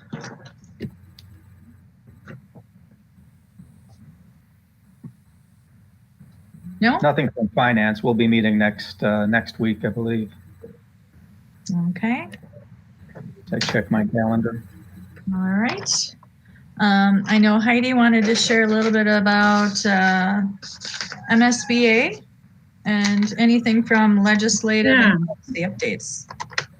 So Legislative Policy Committee meeting met earlier this afternoon. I don't know that we will have any resolutions this year from the district because we've had other priorities, and frankly, the legislative session will be focused quite heavily on funding going ahead for all aspects of the state. And I will share some more information about what I think the board needs to start grasping is what that means for the public education budgets. So I guess I'll keep rolling with that. I attended the advocacy tour MSBA's event last Wednesday, and really they gave us a ton of information about the legislative session. It's an earlier session this year. It starts in January. It should end in May. And of course, we're doing elections, so if there's turnover, then there's people getting familiar with the job, and we're trying to address that too in our own small way here in Red Wing Public Schools. First of all, you probably all know that the state has experienced a $5 billion shift in its expected revenues. So we're at $4.7 billion deficit right now, and they expect it to grow a little bit more. I think what that means for public education finance is The message from MSBA would be no cuts to public education and hold the ADM numbers harmless, the average daily membership amount we get per student. The trade-off for that position of no cuts will be payment shifts. And no matter who wins the seats in the Senate this year, everybody's going to have to talk about payment shifts in order to balance the state's budget.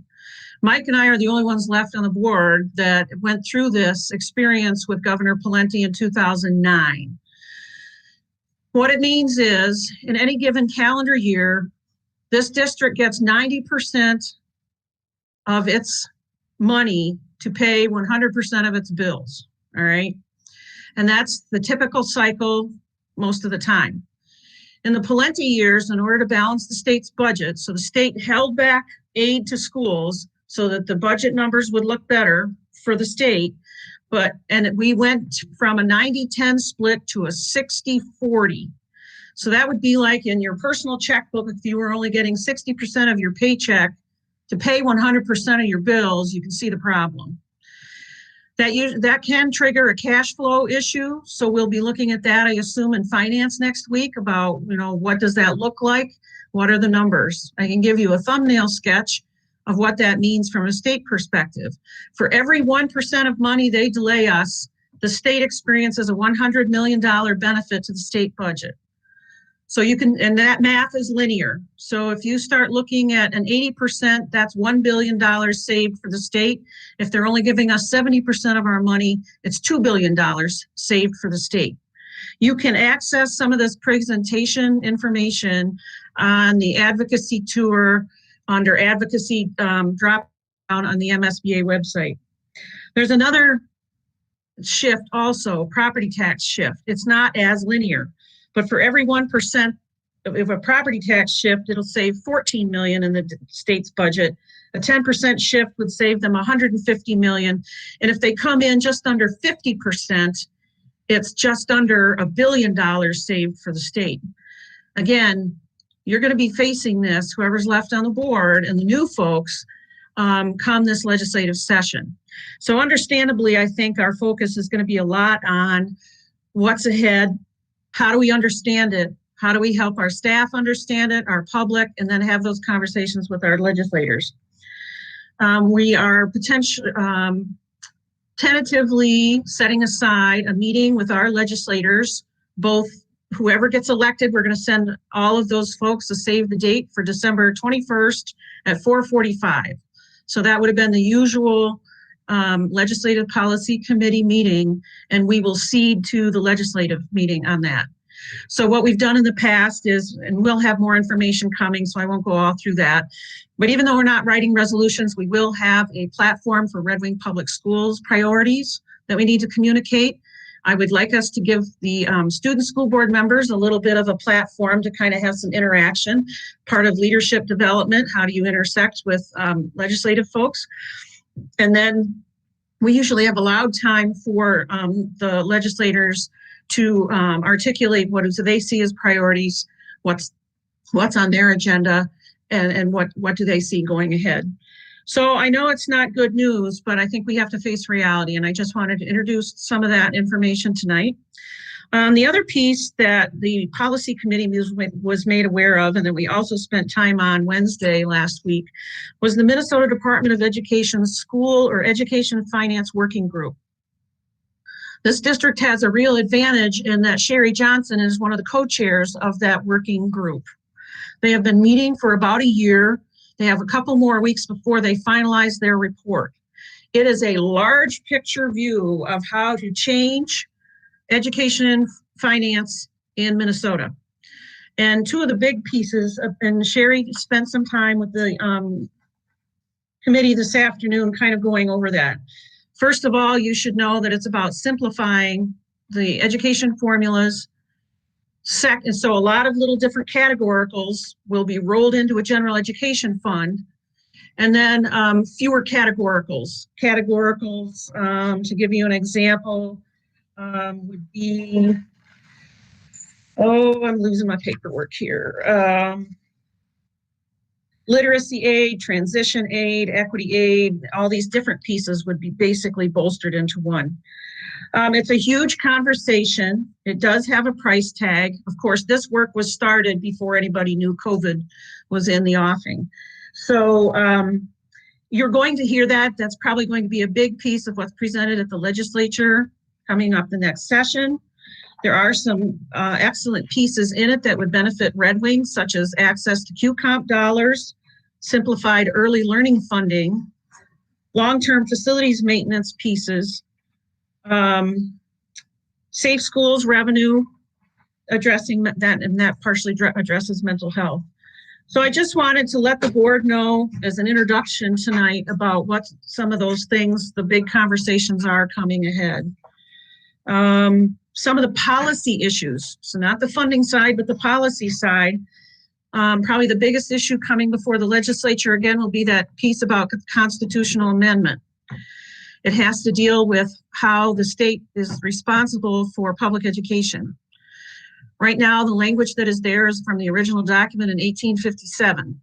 So this is new language proposed by the Federal Reserve Board Chairman here in Minneapolis, Neil Kashkari, and retired former Minnesota Supreme Court Justice Alan Page. Was introduced at last session. It's a huge conversation in education. There's supporters, there's concerns. I'm going to recommend to you that today I found a good brief piece from Minnesota Rural Education Association, MREA. We are members of that education advocacy group, but we don't spend a lot of time interacting with them, but you all get emails, or you should be getting emails from them. So if you search on their website, you will find a good brief about the constitutional amendment. It gives you the proposed language, the original language, and it also provides some really good links so you can get some more background material on that piece. MSBA, I'll be frank, has some reservations about how this plays forward. We understand and recognize the intentions. If you access an article by Professor David Schultz, it's in the link on that MREA document. I think he lays it out really well.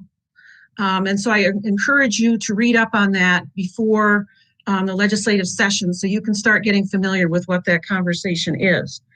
Policy issues coming forward are trying to ease the substitute teacher shortage that was ongoing, and it's obviously become worse in this environment. There's a piece on private duty nurses, which didn't seem to be a big deal, but I think it has a lot of implications, and there's already a bill in the hopper for that. Pay attention to the conversation about the Minnesota State Auditor. They want to audit the school districts now. I don't know if that's a good idea or bad idea, but you need to be aware of that. And then they also filled us in on some information pieces. So the only other thing I want to report to you is there will be an election for my director's seat at the MSBA Leadership Conference, and there are already interested parties. So I think that speaks well for Southeastern Minnesota that there are a number of people who are interested. The delegate assembly, I don't know if it's been widely reported, but it will be virtual this year on December 2nd on Wednesday. And that's something that me from this board, I'm the only one invited to do that. But it might be giving us a hint as to the leadership conference might be virtual also. So I don't know what that decision is yet. It's a huge one, but just giving you guys a little bit of a heads up. So I know I spoke a lot, but if you have any questions, feel free to contact me to get more information. Thank you. Mr. Bryant. Thank you, Madam Chair. Interesting on the auditor, I'll start there first. The counties had that for years, right, and the legislature passed a law finally to allow us to go out and get a private auditing firm to audit the county books. My recollection of when the state did it, it's not solely this, but it's a revenue source for the state. They can come in, charge whatever they want, put much time in it, and you pay the bill. Whereas we can go out Most places go out and get bids and find out what the audit is. This one, so be cautious of that. Be aware Right. of that as you're going forward in the discussion. agree. So, Yep. And the second one was, I was on the county board back in 08 and 09 when Governor Pawlenty did cut the aid. Schools suffered more because they're so more dependent on state aid than the rest of the government entities, but the counties got cut too, or delayed shift. And so you had to have dollars in hand to cover that, because we found out early December that the December payment wasn't coming. Comes twice a year, May and December. So when you got 11 months done, how do you make that up without dipping into your reserves? So we need to be cautious of that, because we're going to have to probably face it down the road with having some reserves on hand. At least the good thing here, if there is a good silver lining, is we're knowing a little bit in advance than our fiscal year comes up the end of June, whereas the counties and the cities are at the end of the calendar year. So bear that in mind, that we going forward, that state, like I said, schools are much more dependent on the state aid than the rest of them, but they all felt the pain. They all got part of that attack. Yeah. And payment shift is painful, but it's better than the cut. So at least it's delayed payment, but last time it took 3 years to get back to the fully restored funding.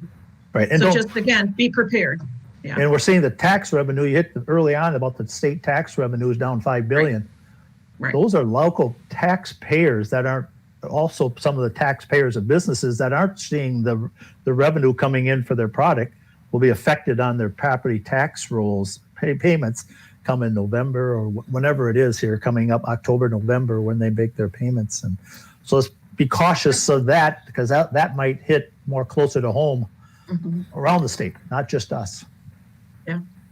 Right. And we've got a bit of a reserve, but not as much as we would like to have.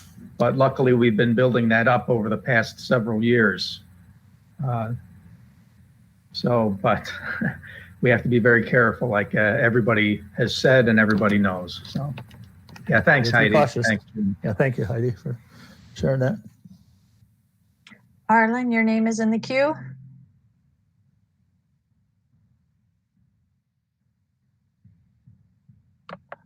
Thank you, Madam Chair. Just a little update on Goodyear County Education District. I don't know if I reported this before, but we'll be meeting again on Thursday this week. But when the new building was built, their bonds were issued at a 5.62% interest rate. And they can call those, or whatever the wording is, and reissue those bonds.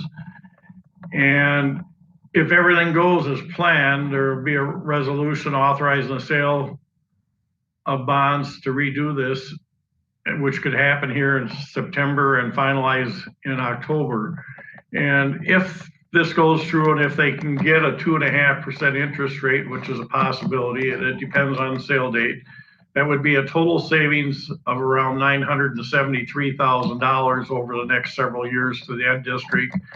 And that would translate back out between all the member districts. So I did check on our own district, and there was not any bonds that we could call at this time to do our own. But when the timing is right, maybe that'll be a little bit of a blessing with times the way they are, if interest rates drop, and we can save some money in some areas. But I just want to put a heads up on the education district. Is going to reissue their, or do whatever they want to call this redoing of the bonds. I think they call them COPS, and get from a 5+% interest rate to hopefully around 2.5. So that's all I have on that. Thank you, Arlen. Jamie? Thank you, Madam Chair. I just wanted to give a little report update on the LMC committee. We have a lot of hard decisions to make with healthcare right now, and probably doesn't surprise anyone that rates aren't looking very good. And so I just wanted to make sure everybody knew we were deep in discussions and really making an effort to reach out to all of our groups where we might have some different effects due to just the district's contribution with healthcare. So really hard decisions, but last week we had some in-depth interviews with each of some providers and their bids, and we're able to ask some really specific questions. And we have a great committee and great teachers union and other reps that know a lot about insurance, and now it's just going to have to be some decision making coming down the line in the next couple of weeks. So let me know if you have other questions. I'll kind of leave it vague that way, but it should be coming in early October, but the numbers are not looking good, of course. So Thanks for that heads up. Madam Chair, Yes, sir. Janie, can I just reach out to you on the, LMC committee? LMC, LCM yep. committee? Labor Management On the Committee. retirees, it's been a disaster with this alerts and all that. I'll reach out to you and let you fill you in on some of that.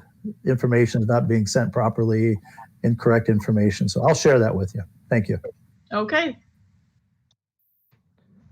Yeah, I guess I need to step up, and I've heard the opposite. I've heard a lot of positive comments about that, and I know a lot of calls have been made to our retirees. So, if you have concerns, Jim, feel free to share with the HR department and me as well. Janie too. Obviously, she's on the LMC, but I've heard a lot of great comments.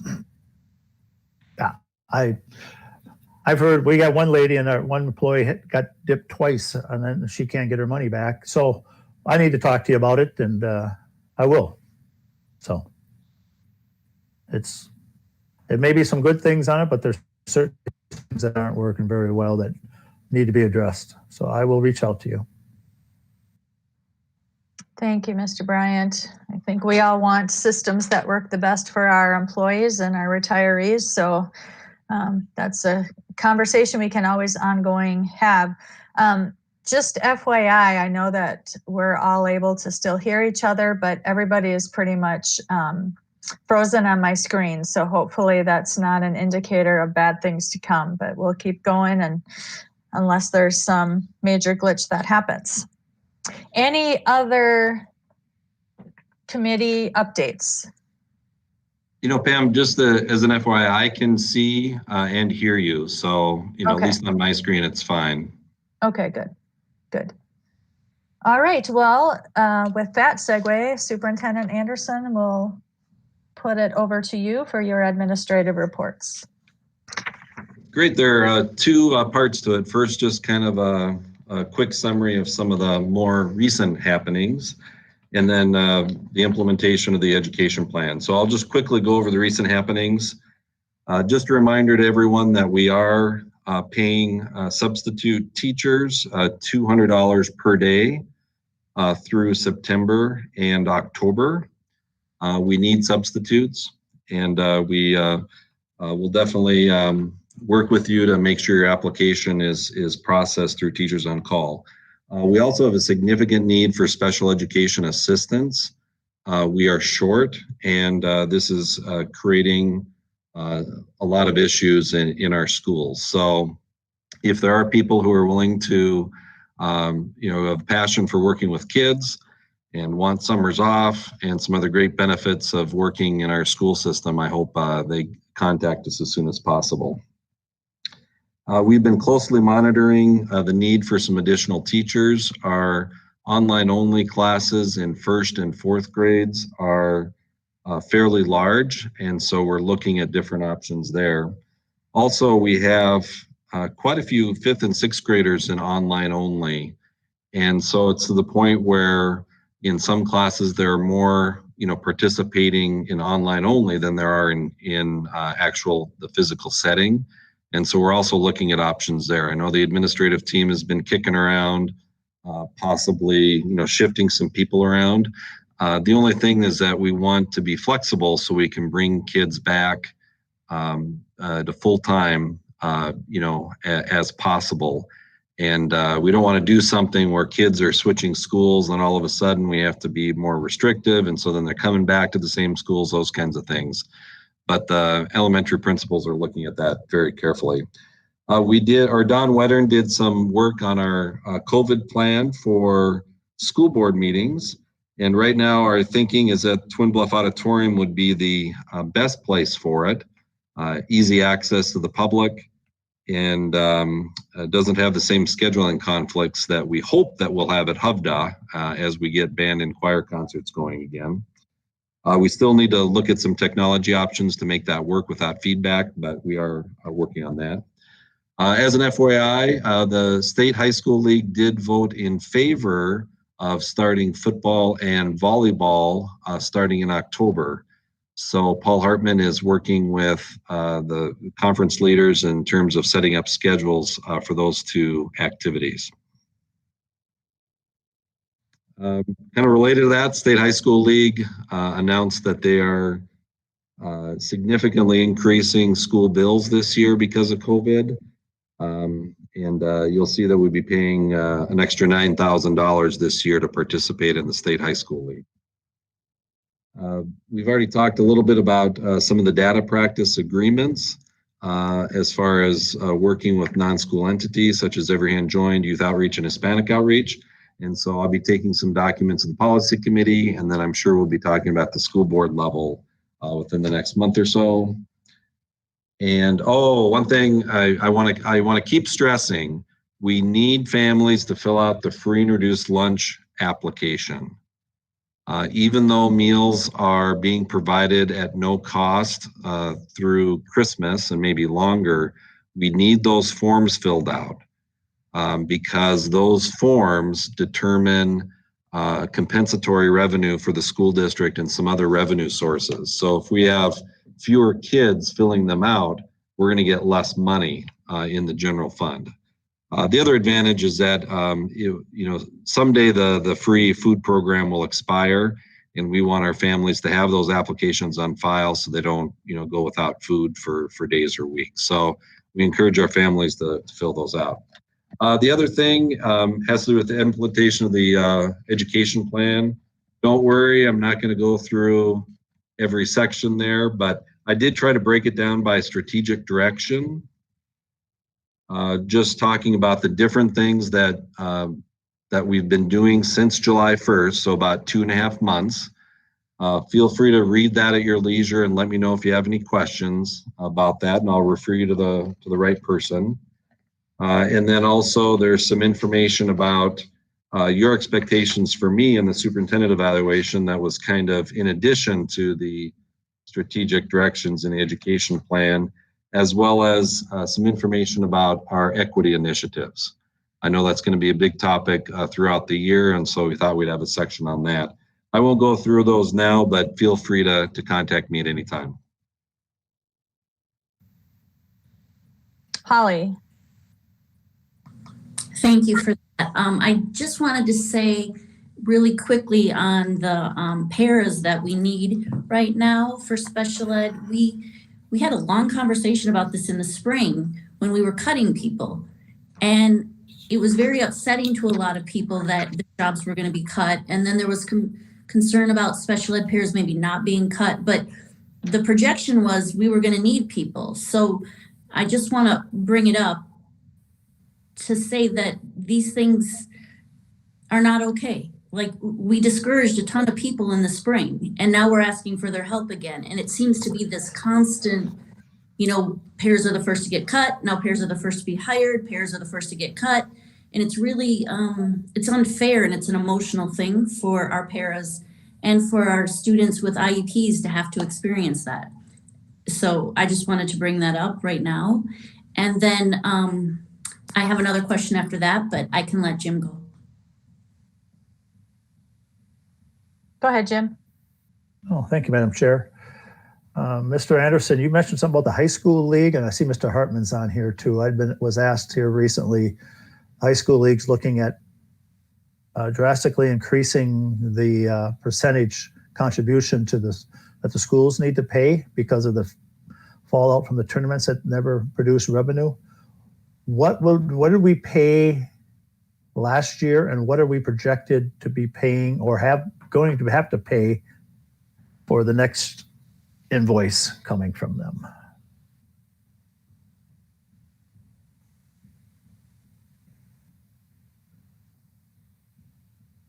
Hello, can you hear me? That was a good question. Who can answer that? Okay. Sorry, it took me a minute to unmute.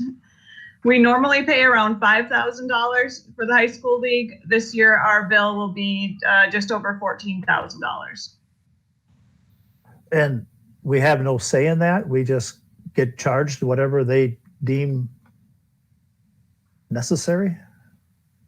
Paul, can you answer that? Do we have any fight back on this?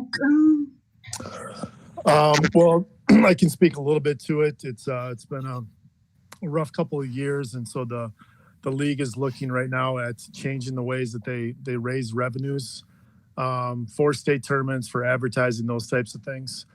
I would think of it, we are going to get paid back over the years after this one-time sum, is my understanding. I tried to think of it as a stock that we're going to get some dividends back once they're able to recoup some of their losses from the last couple of years.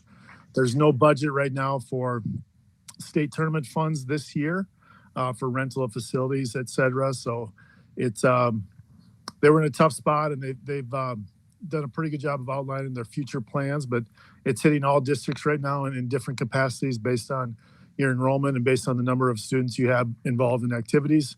And certainly it was a tough hit for all districts. We're not the only one taking this right now, but we do expect to recoup some of those funds in the years to come.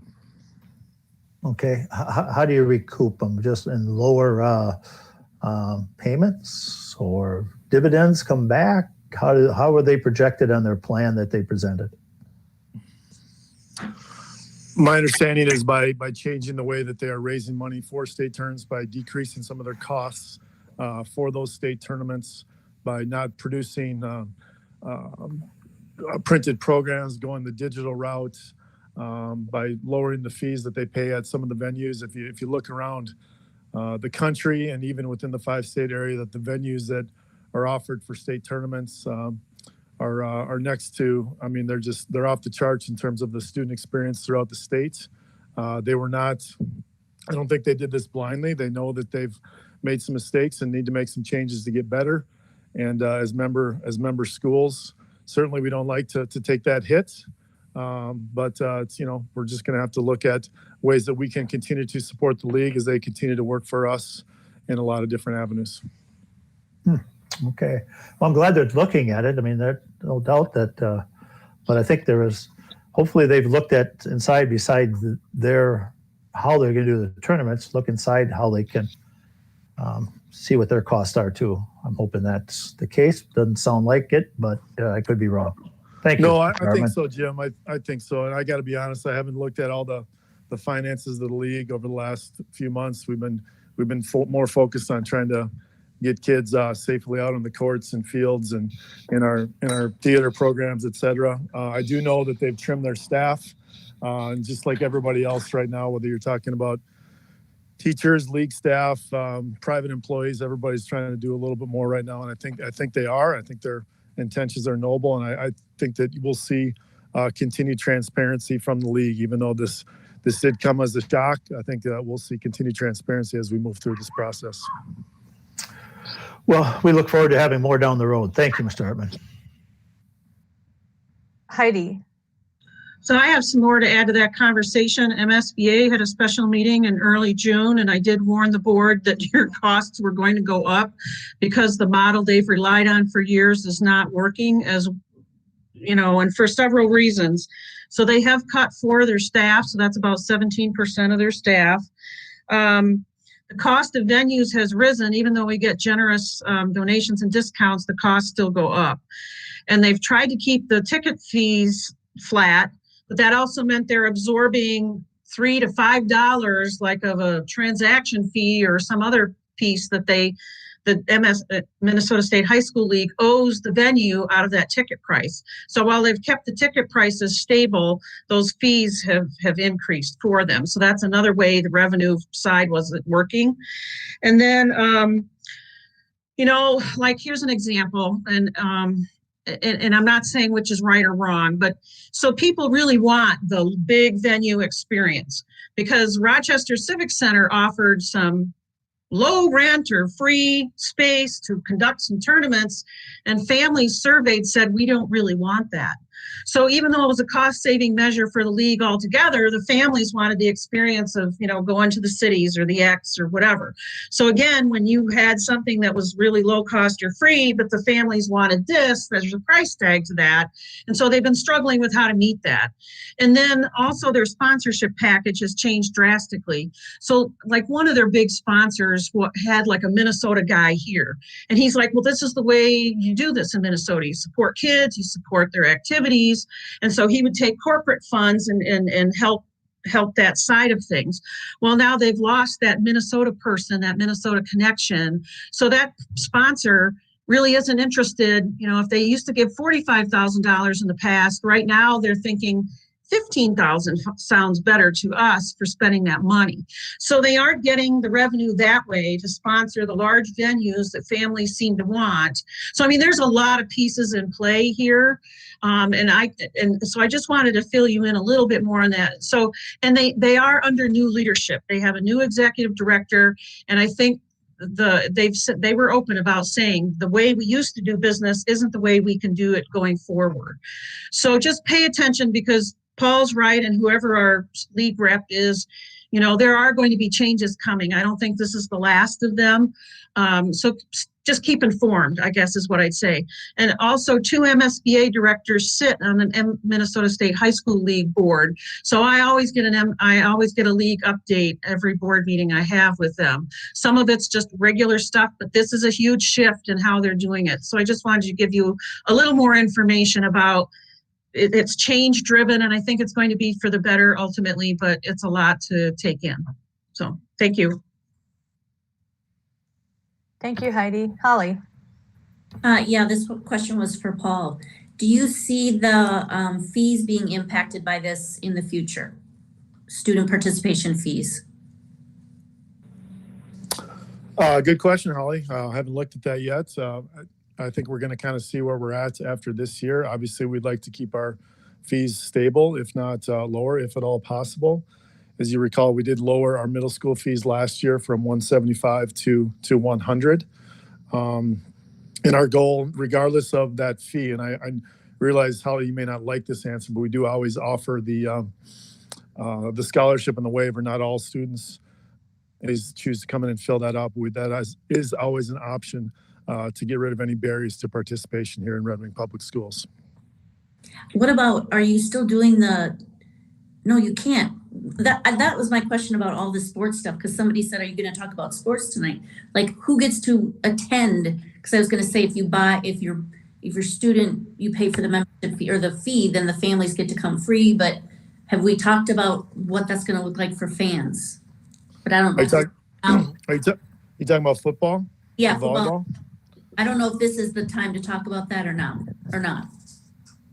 Well, it certainly can be. As the way, and I guess this is nothing official, but the way I interpreted the meeting today was that there will be no fans for volleyball. That's the way it was interpreted. It was nothing official, and that statement will come out later this week. We're looking at streaming options for our parents and for our fans right now for volleyball.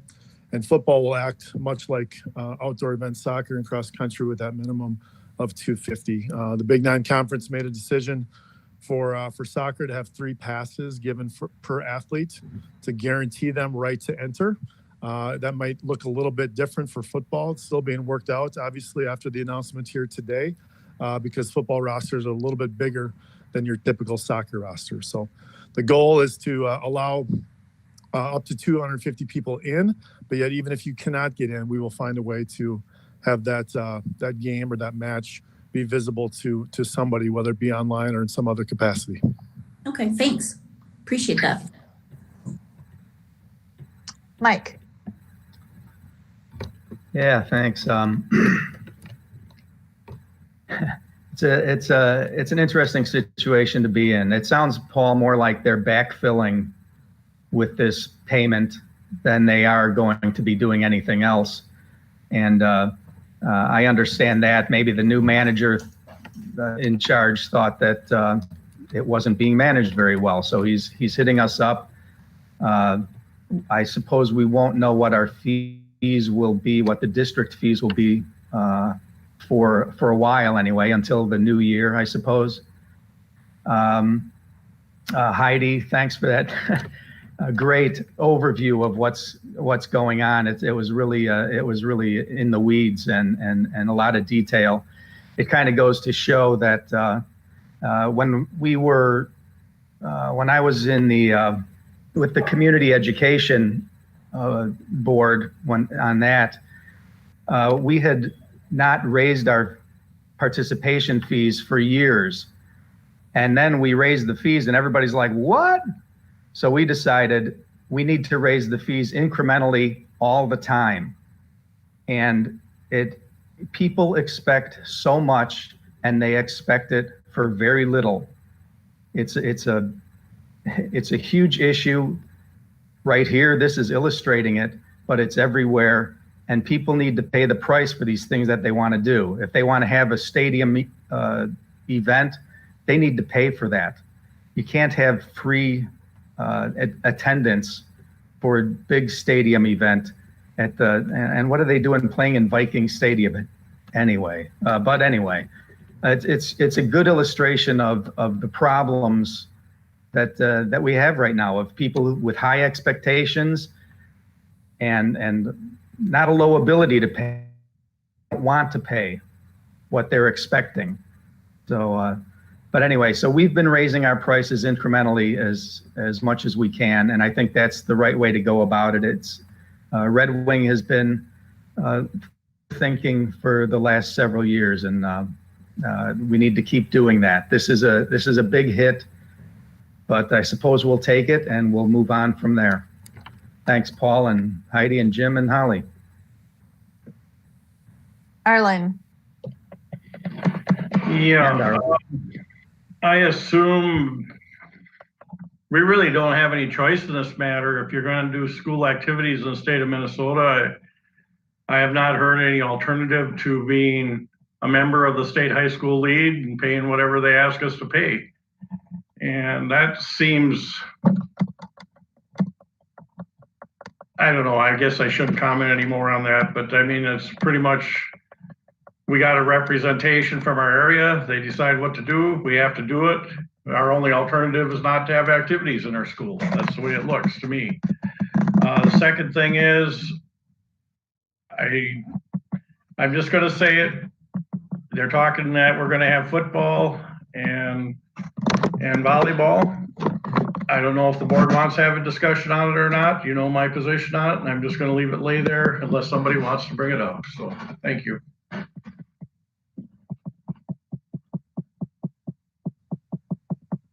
I think at one point, two comments that I'll make. One is, it is a big pill to swallow going from payments of $5,000 to almost $14,000 in 1 year. That's, 3 times what we usually spend. So that's a big pill to swallow. But like you said, Mike, we're going to have to do that if that's the price we have to pay for kids to be, in activities.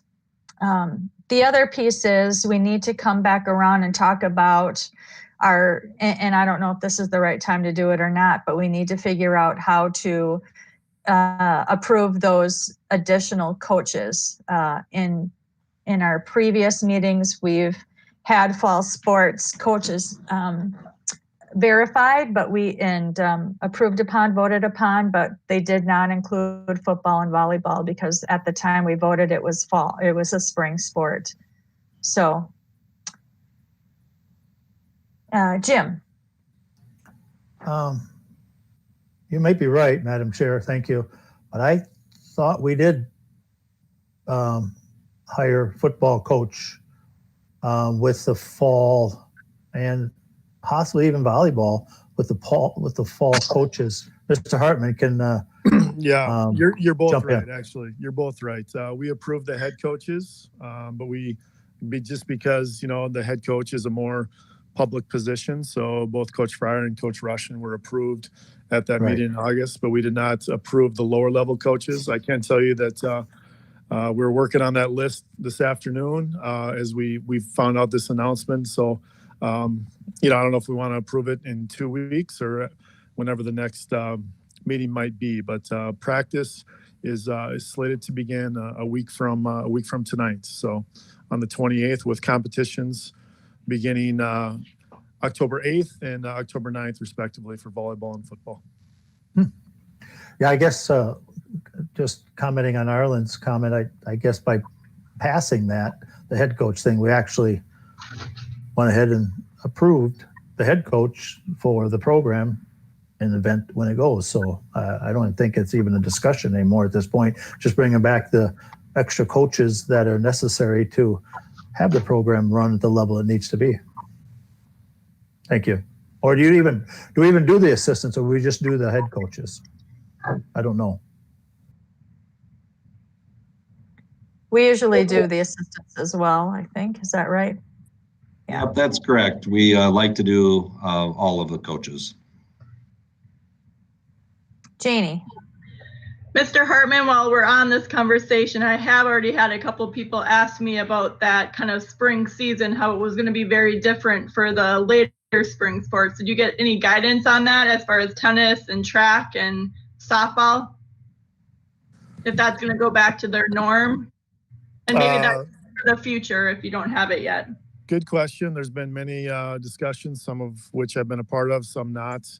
I have some ideas, but nothing official or has been, they haven't come out with that at this time. They're still waiting to determine actually the winter seasons, and that's coming up here shortly in early October. So I think the move today would give you the indication that those typical spring sports would fall in line with where they've been in the past as compared to the potential July dates that were thrown out there a month ago, but nothing official at this time. Thank you very much. Anything else for the administrative reports? Do we have an enrollment update, or is that coming later? Jackie could give you a summary of the enrollment update now if she has that available. Last week our enrollment was 2,584 students, or 2,548 students. Sorry about that. I transposed the numbers.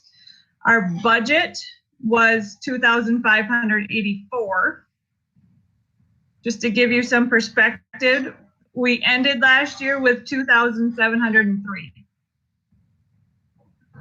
So we're down 155 from the end of last year. Just looking at our difference from our graduating seniors to our incoming kindergartners, there's a difference of 40 there.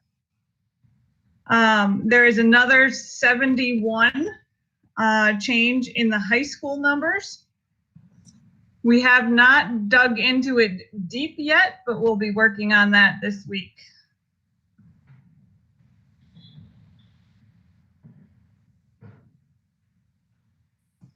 Thank you.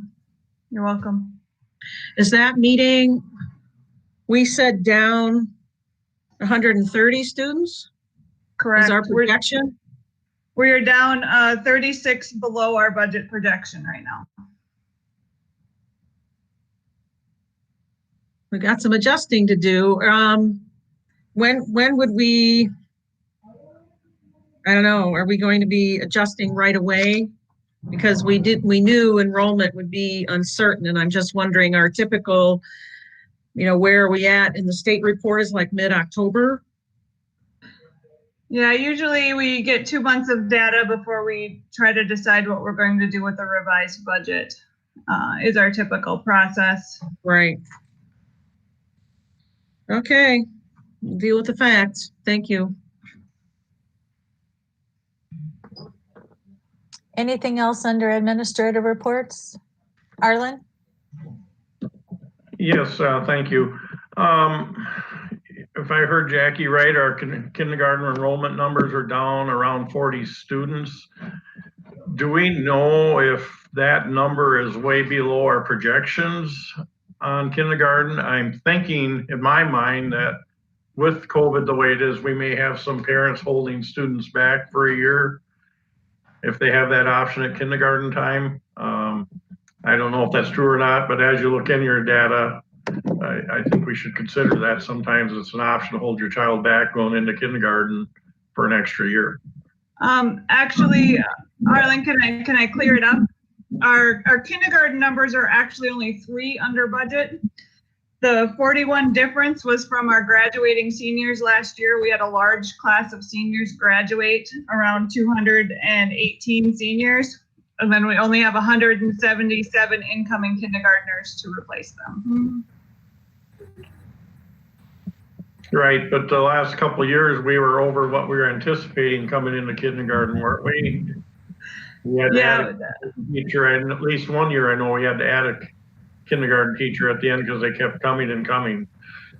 Yep. Typically, we estimate 190 for kindergarten. So we took 10 off of that for budget this year at 180, and we're at 177.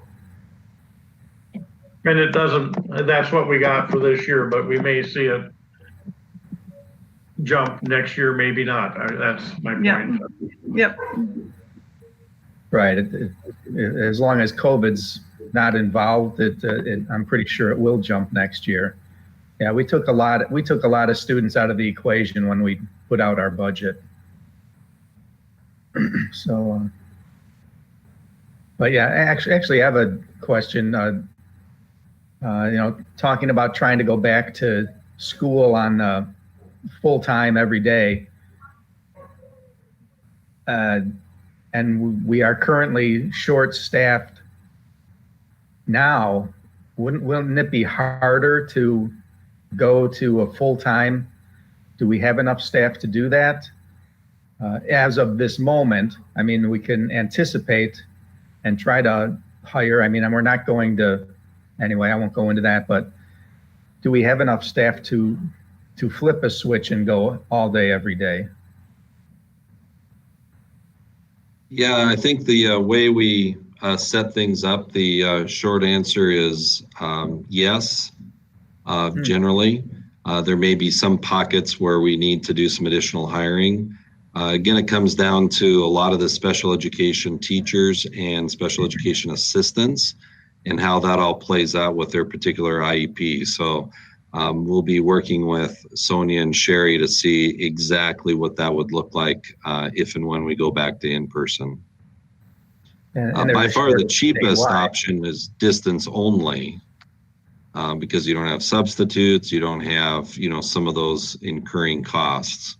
But if we want to stay hybrid or in person, then it's going to cost us a little bit more. Okay, and there's a shortage statewide of everything right now, I'm sure, but even before COVID, there was a shortage of special ed teachers and substitutes across the board. Yeah, we're seeing a few applicants for our positions. There's some exceptions, like with custodians and maybe some other areas, but as far as teachers, special education teachers, special education assistants, it's been a bit challenging. Now we just hired 2 today, or we offered employment today to 2 assistants, and so I think the more we get the word out, the more people will take a look at what we're offering, and I think we'll get some more applicants, but we need to be really aggressive with that. Right. Okay, thanks. Anything else for Superintendent Anderson?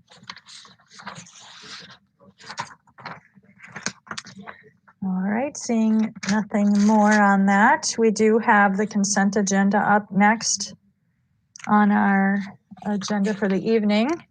Does anybody have any changes to the consent agenda or anything they'd like to pull? Madam Chair, I'm not sure if I want to pull it or what the protocol is. I have a question though for Mr. Anderson. Can I do it that, or do you want me to pull the item? I believe go ahead, Carson. Yeah, usually we pull the item even if there's just a question. I'll pull the new hirees then, please. Okay. So we'd like to pull number 3. Any Yes. other items to pull for right now? So then I will look for a motion to approve the consent agenda minus number 3. So moved. Second, Janie. Moved by Jim, seconded by Janie. Any other discussion? Seeing none, we'll go ahead and vote, starting with Mr. Derricks. Sorry about that. Aye. Ms. Fair, Aye. Ms. Jones, Aye. Ms. Tower, Aye. Mr. Bryant, Aye. Mr. Christensen, Aye. and chair votes aye. So the consent agenda minus number 3 passes. Okay, Mr. Bryant, your question on number 3. Thank you, Madam Chair. The last consent agenda and others, we discussed the steps. They're all over the board on there, but I don't see any steps for the new hirees on the consent agenda. Yeah, my apologies for that, Jim. Our intent is to add steps for each of the new hires, and we neglected to do that in this case. So that was our fault. I didn't know if it was a result of the question or, so thank you No. for explaining that. Yeah, no, that was a mistake. Although I'm glad that you pulled that item because Chris Clausen is listed there as a building nurse, and my intent is to provide her licensed school nurse wage because she's been significantly helping Joni in the transition, and really she's been acting as a second licensed school nurse. So if you're amenable to that, I'd like to change Chris Clausen's designation to a licensed school nurse, just so that we can make that wage change. Sure. If you could also send out an email to us what the steps each of the employees on those listed, what their steps are starting at, please. Yeah, we'll send it to board members as well as Okay. you know, the like the newspaper and our communications group. So we'll get that emailed out. I'm not asking you to do anything not right. Just send out the email. No problem. Great. Any other discussion on number 3? Then I'm looking for a motion to approve number 3 of the consent agenda. So moved by Mike. Moved by Mike, Second by Janie. seconded by Janie. Any other discussion? All right, seeing none, then we will go ahead and vote on the consent agenda number 3 as presented. Ms. Tower, we'll start with you. Aye. Mr. Bryant, Aye. Mr. Christensen, Aye. Mr. Derricks, Aye. Ms. Fair, Aye. Ms. Jones, Aye. and chair votes aye. So number 3 passes 7-0. Okay, we have a resolution accepting donations and grants. Superintendent Anderson, I'll turn that over to you. Hold on, I need to find my list here.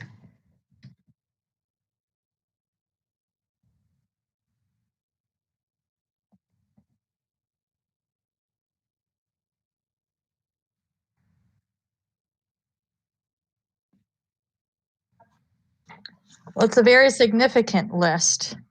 It is, and I want to make sure we don't miss something. Right. You know, Pam, I'm looking for my paper copy. Would you mind going over that list of donations for me? I'd be happy to.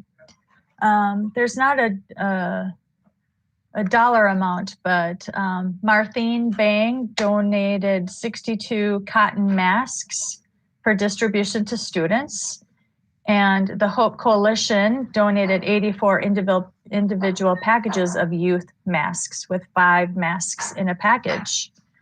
We received $10,000 from Red Wing Public Schools Foundation for K-6 personal physical education packs. Can you speak to what that is? The K-6 personal physical education packs? Yeah, they're the they're PE packs, but I don't exactly know what's in each pack, so I can't answer that. It was there's a separate document that outlines it, but I don't have that with me. My apologies. Okay.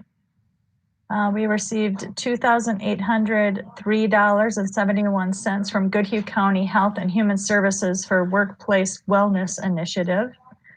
$6,000 from Goodhue County Health and Human Services for Active Living in Schools Initiative. The Jones Family Foundation donated $46,710 for laptops for teachers at the high school. And I will add that that's they actually made a $100,000 commitment.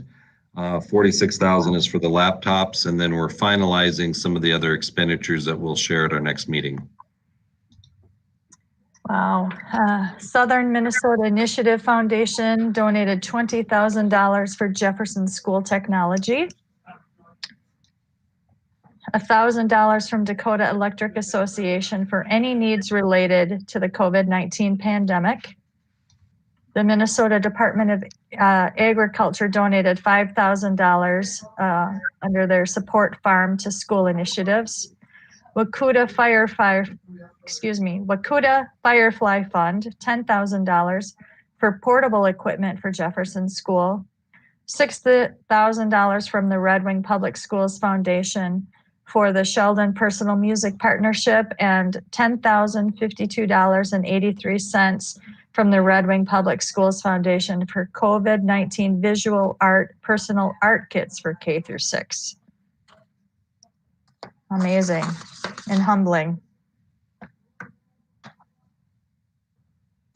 Yeah, I will say if you're ever looking for an example of community support of a school district, this page is a partial descriptor of that. And it's not just the money, it's also the extra hours and other work that's being done behind the scenes. And we're so grateful for all of it. Jeannie. I just was going to add, I know there was a question about those personal PE packs kind of thing, and I want to say that this is absolute truth, so I'm sorry if it is wrong information. But maybe Jess knows, but I believe, just because the Y is involved, that the kids are getting their own like PE equipment, like so a jump rope and balls and different things, and local experts are leading, you know, certain art or PE activities virtually so that the kids have their own personal equipment or personal supplies that they need to do. So again, I hope that's right, but I just wanted to share that. Carson, did you want me to talk about that?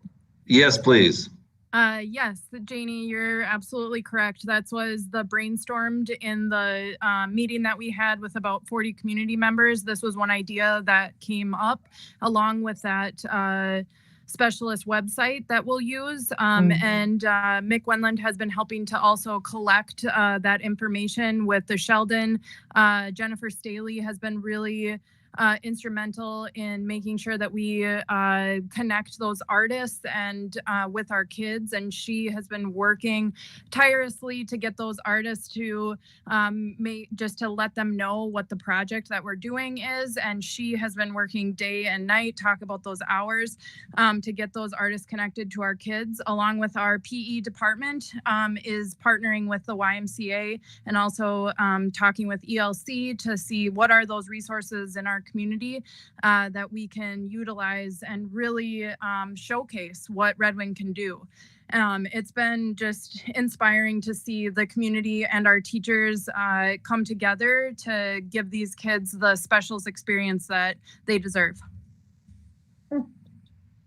And maybe if I can add just onto that a little bit, like a lot of these people are people that have volunteered with Every Hand and Join and different things and that Jess has been involved with. So I kind of give a little clap to Jess, because these are all people that have been involved with Summer Blast and really kind of that community aspect. So it shows that when we have goals and we can meet them, like when these opportunities come up for other ways to help and work together, then those connections are already there, and it's that much easier to make these kind of initiatives happen. So thank you to all these people that are helping, because they've been helping with a lot of different things across the year. So it's really neat to see them continue these connections and work on more. So our very deep Thank you to each of those groups for the support that they continue to give to the Red Wing Public Schools. Yeah, over 117,000 right there. Never mind the masks and the labor and all of that. So thank you. I'll make the motion then that we should accept the resolution document and all those donations as presented. Mike will second. Motion made by Beat Heidi me, Mike. and seconded by Mike. Any other discussion? All right, we'll start the roll call vote with you, Mr. Bryant. A big aye and a big thank you to everyone on that list and all the other ones that have donated in the past. Thank you. Yes. Mr. Christensen, Aye. Mr. Derricks, Aye. Ms. Fair, Aye. Ms. Jones, Aye. Ms. Tower, Aye. and chair votes aye. The resolution passes 7-0. Next on the agenda is the, let's see, the preliminary levy certification.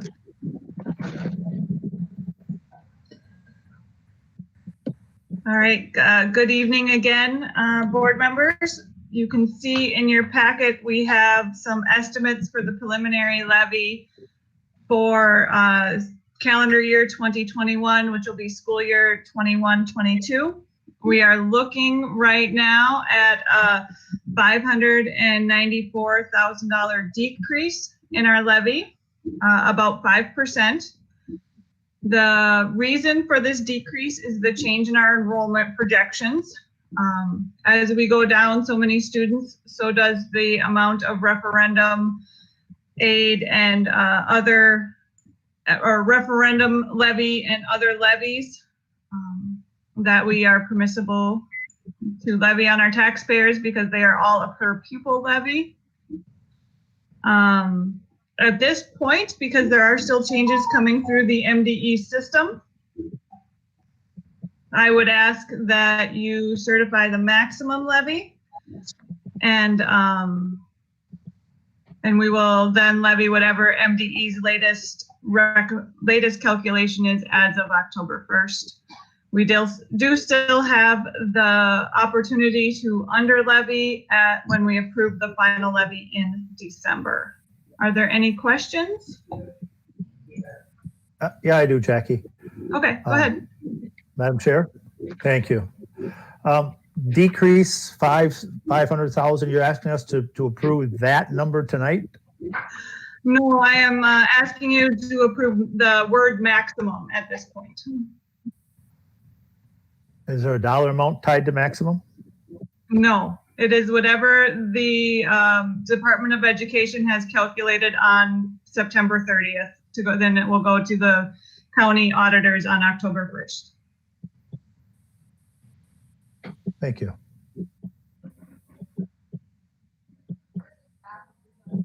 Other questions, comments? I'll make the motion to accept the maximum levy. I'll second. Motion made by Mike, seconded by Heidi. Any other further discussion? All right, we'll take a roll call vote, starting with Mr. Christensen, Aye. Mr. Derricks, Aye. Ms. Fair, Aye. Ms. Jones, Aye. Ms. Tower, Aye. Mr. Bryant, No. and chair votes aye, so that passes 6-1. Thank you. The next item on our agenda is the Truth in Taxation hearing, and Jackie, you're up again. And I'm sorry about this. I made a typo on the actual Truth in Taxation notice. It should be December 7th at 6 p.m. That is what we approved in August, in August. The only change on this Truth in Taxation notice was some language I got from our attorney. on how to switch it to a virtual event if at such time it is needed. And then just one question for the board. We discussed earlier that we might be holding.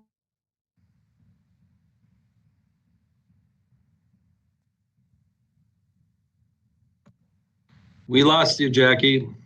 Yeah, I can't hear her.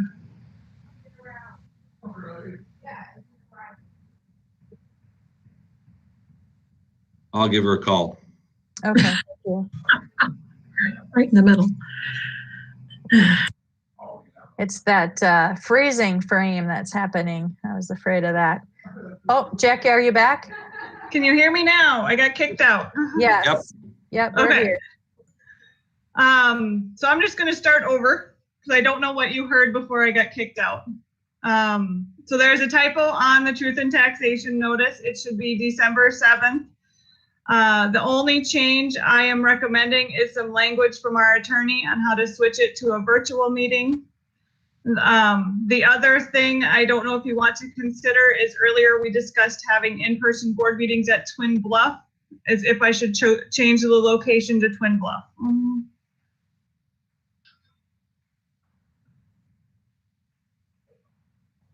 I would say that would be prudent to, in that first line. I don't believe that we'll be able to, even if we do switch to in-person, it looks like it would not happen at the Red Wing High School. So I would change that to the Twin Bluff School. Yeah.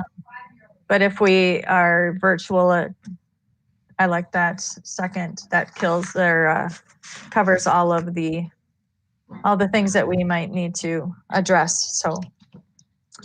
So really it's a language change. Arlen?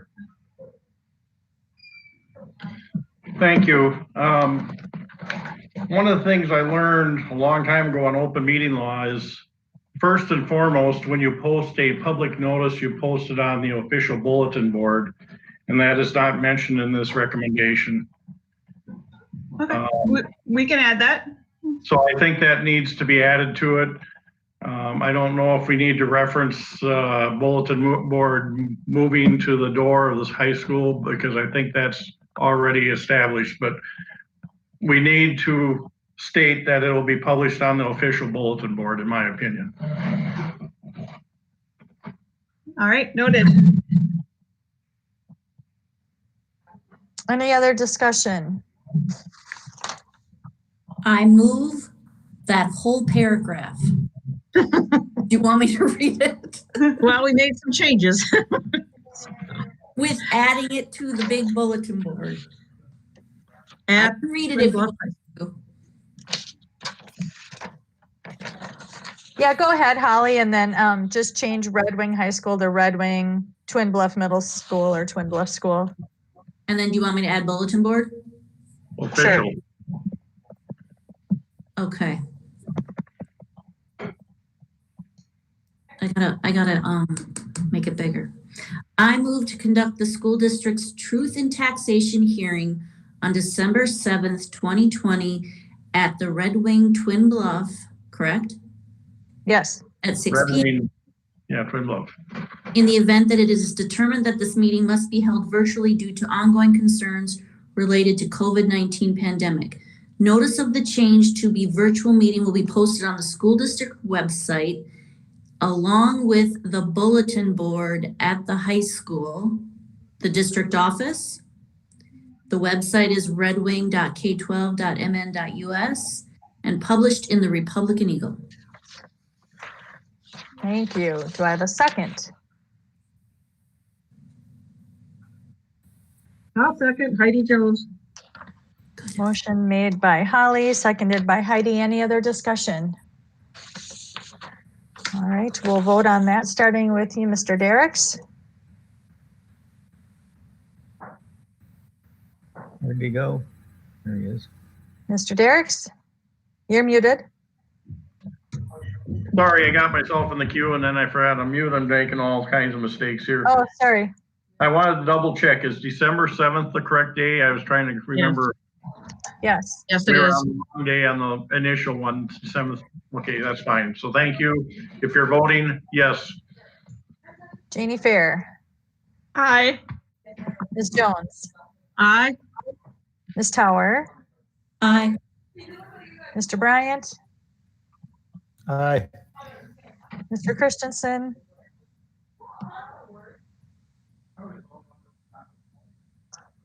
Mr. Christensen. Sure. Sure. And chair votes aye, so that passes 7-0. All right.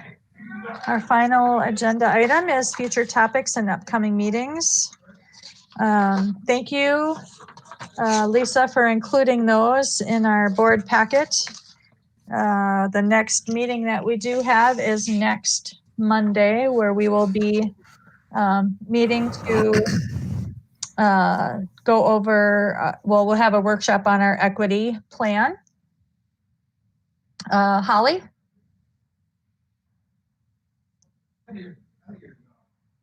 Holly, you're in the queue? Yep, sorry, I was talking to myself. Can you give us a little bit more information about what that will look like next week? Sure. Go ahead. Carson, do you want to address that? Yeah, we've had some very broad discussions internally about what we think should be components of the plan, or at least some of the components of the plan. So we want to talk about not only that, but then also the process, because we want to make sure that we include a lot of different people and a lot of different stakeholders as we develop the equity plan together. We will also be talking about the possibility of working with an outside consultant to help lead us through the process. And so we'll be discussing that possibility as well. So that will be the discussion we'll be having next week, is about having a facilitator lead us through the process. Yes, and then also just some broad discussions so that we can, take it to the next step. We have no assumption that this is a one meeting discussion topic. This is a critical topic that will take months and years, to fully process, but we want to get going on it. So the board and then administrative team? As far as who will be there? Yeah. Yeah, we'll be inviting the administrative team to the meeting as well. Okay, so there'll be some type of presentation. Yes. Okay, that's what I was trying to put the picture in my head. Sure. One, I think as a board, it's also important for us to talk about what are our goals and vision for this, to really dig in. We've talked about it as long as I've been on the board. We've talked about the need for this, but we haven't really formalized a specific plan and how we're going to move forward with our ideas, our passion, and the need that we have in our district to make some changes. So it's bringing all of that together, maybe making some benchmarks and some goals all together, and figure out how we're going to accomplish and achieve those goals. So I think that's really important. Just a good starting point. It's certainly by no means one and done, but we definitely need to have these conversations. So that is next Monday. The personnel committee will be meeting in the next couple of weeks for a special meeting. I do know that we'll be getting negotiations with the custodial group. That'll be coming up. Our next school board meeting will be on Monday, October 5th at 6 p.m. There will be a personnel meeting just prior to that, in addition to operations. Any other meetings or upcoming events that we'd like to highlight? What time is next week? 6? 6 o'clock. And we'll be meeting virtually right here.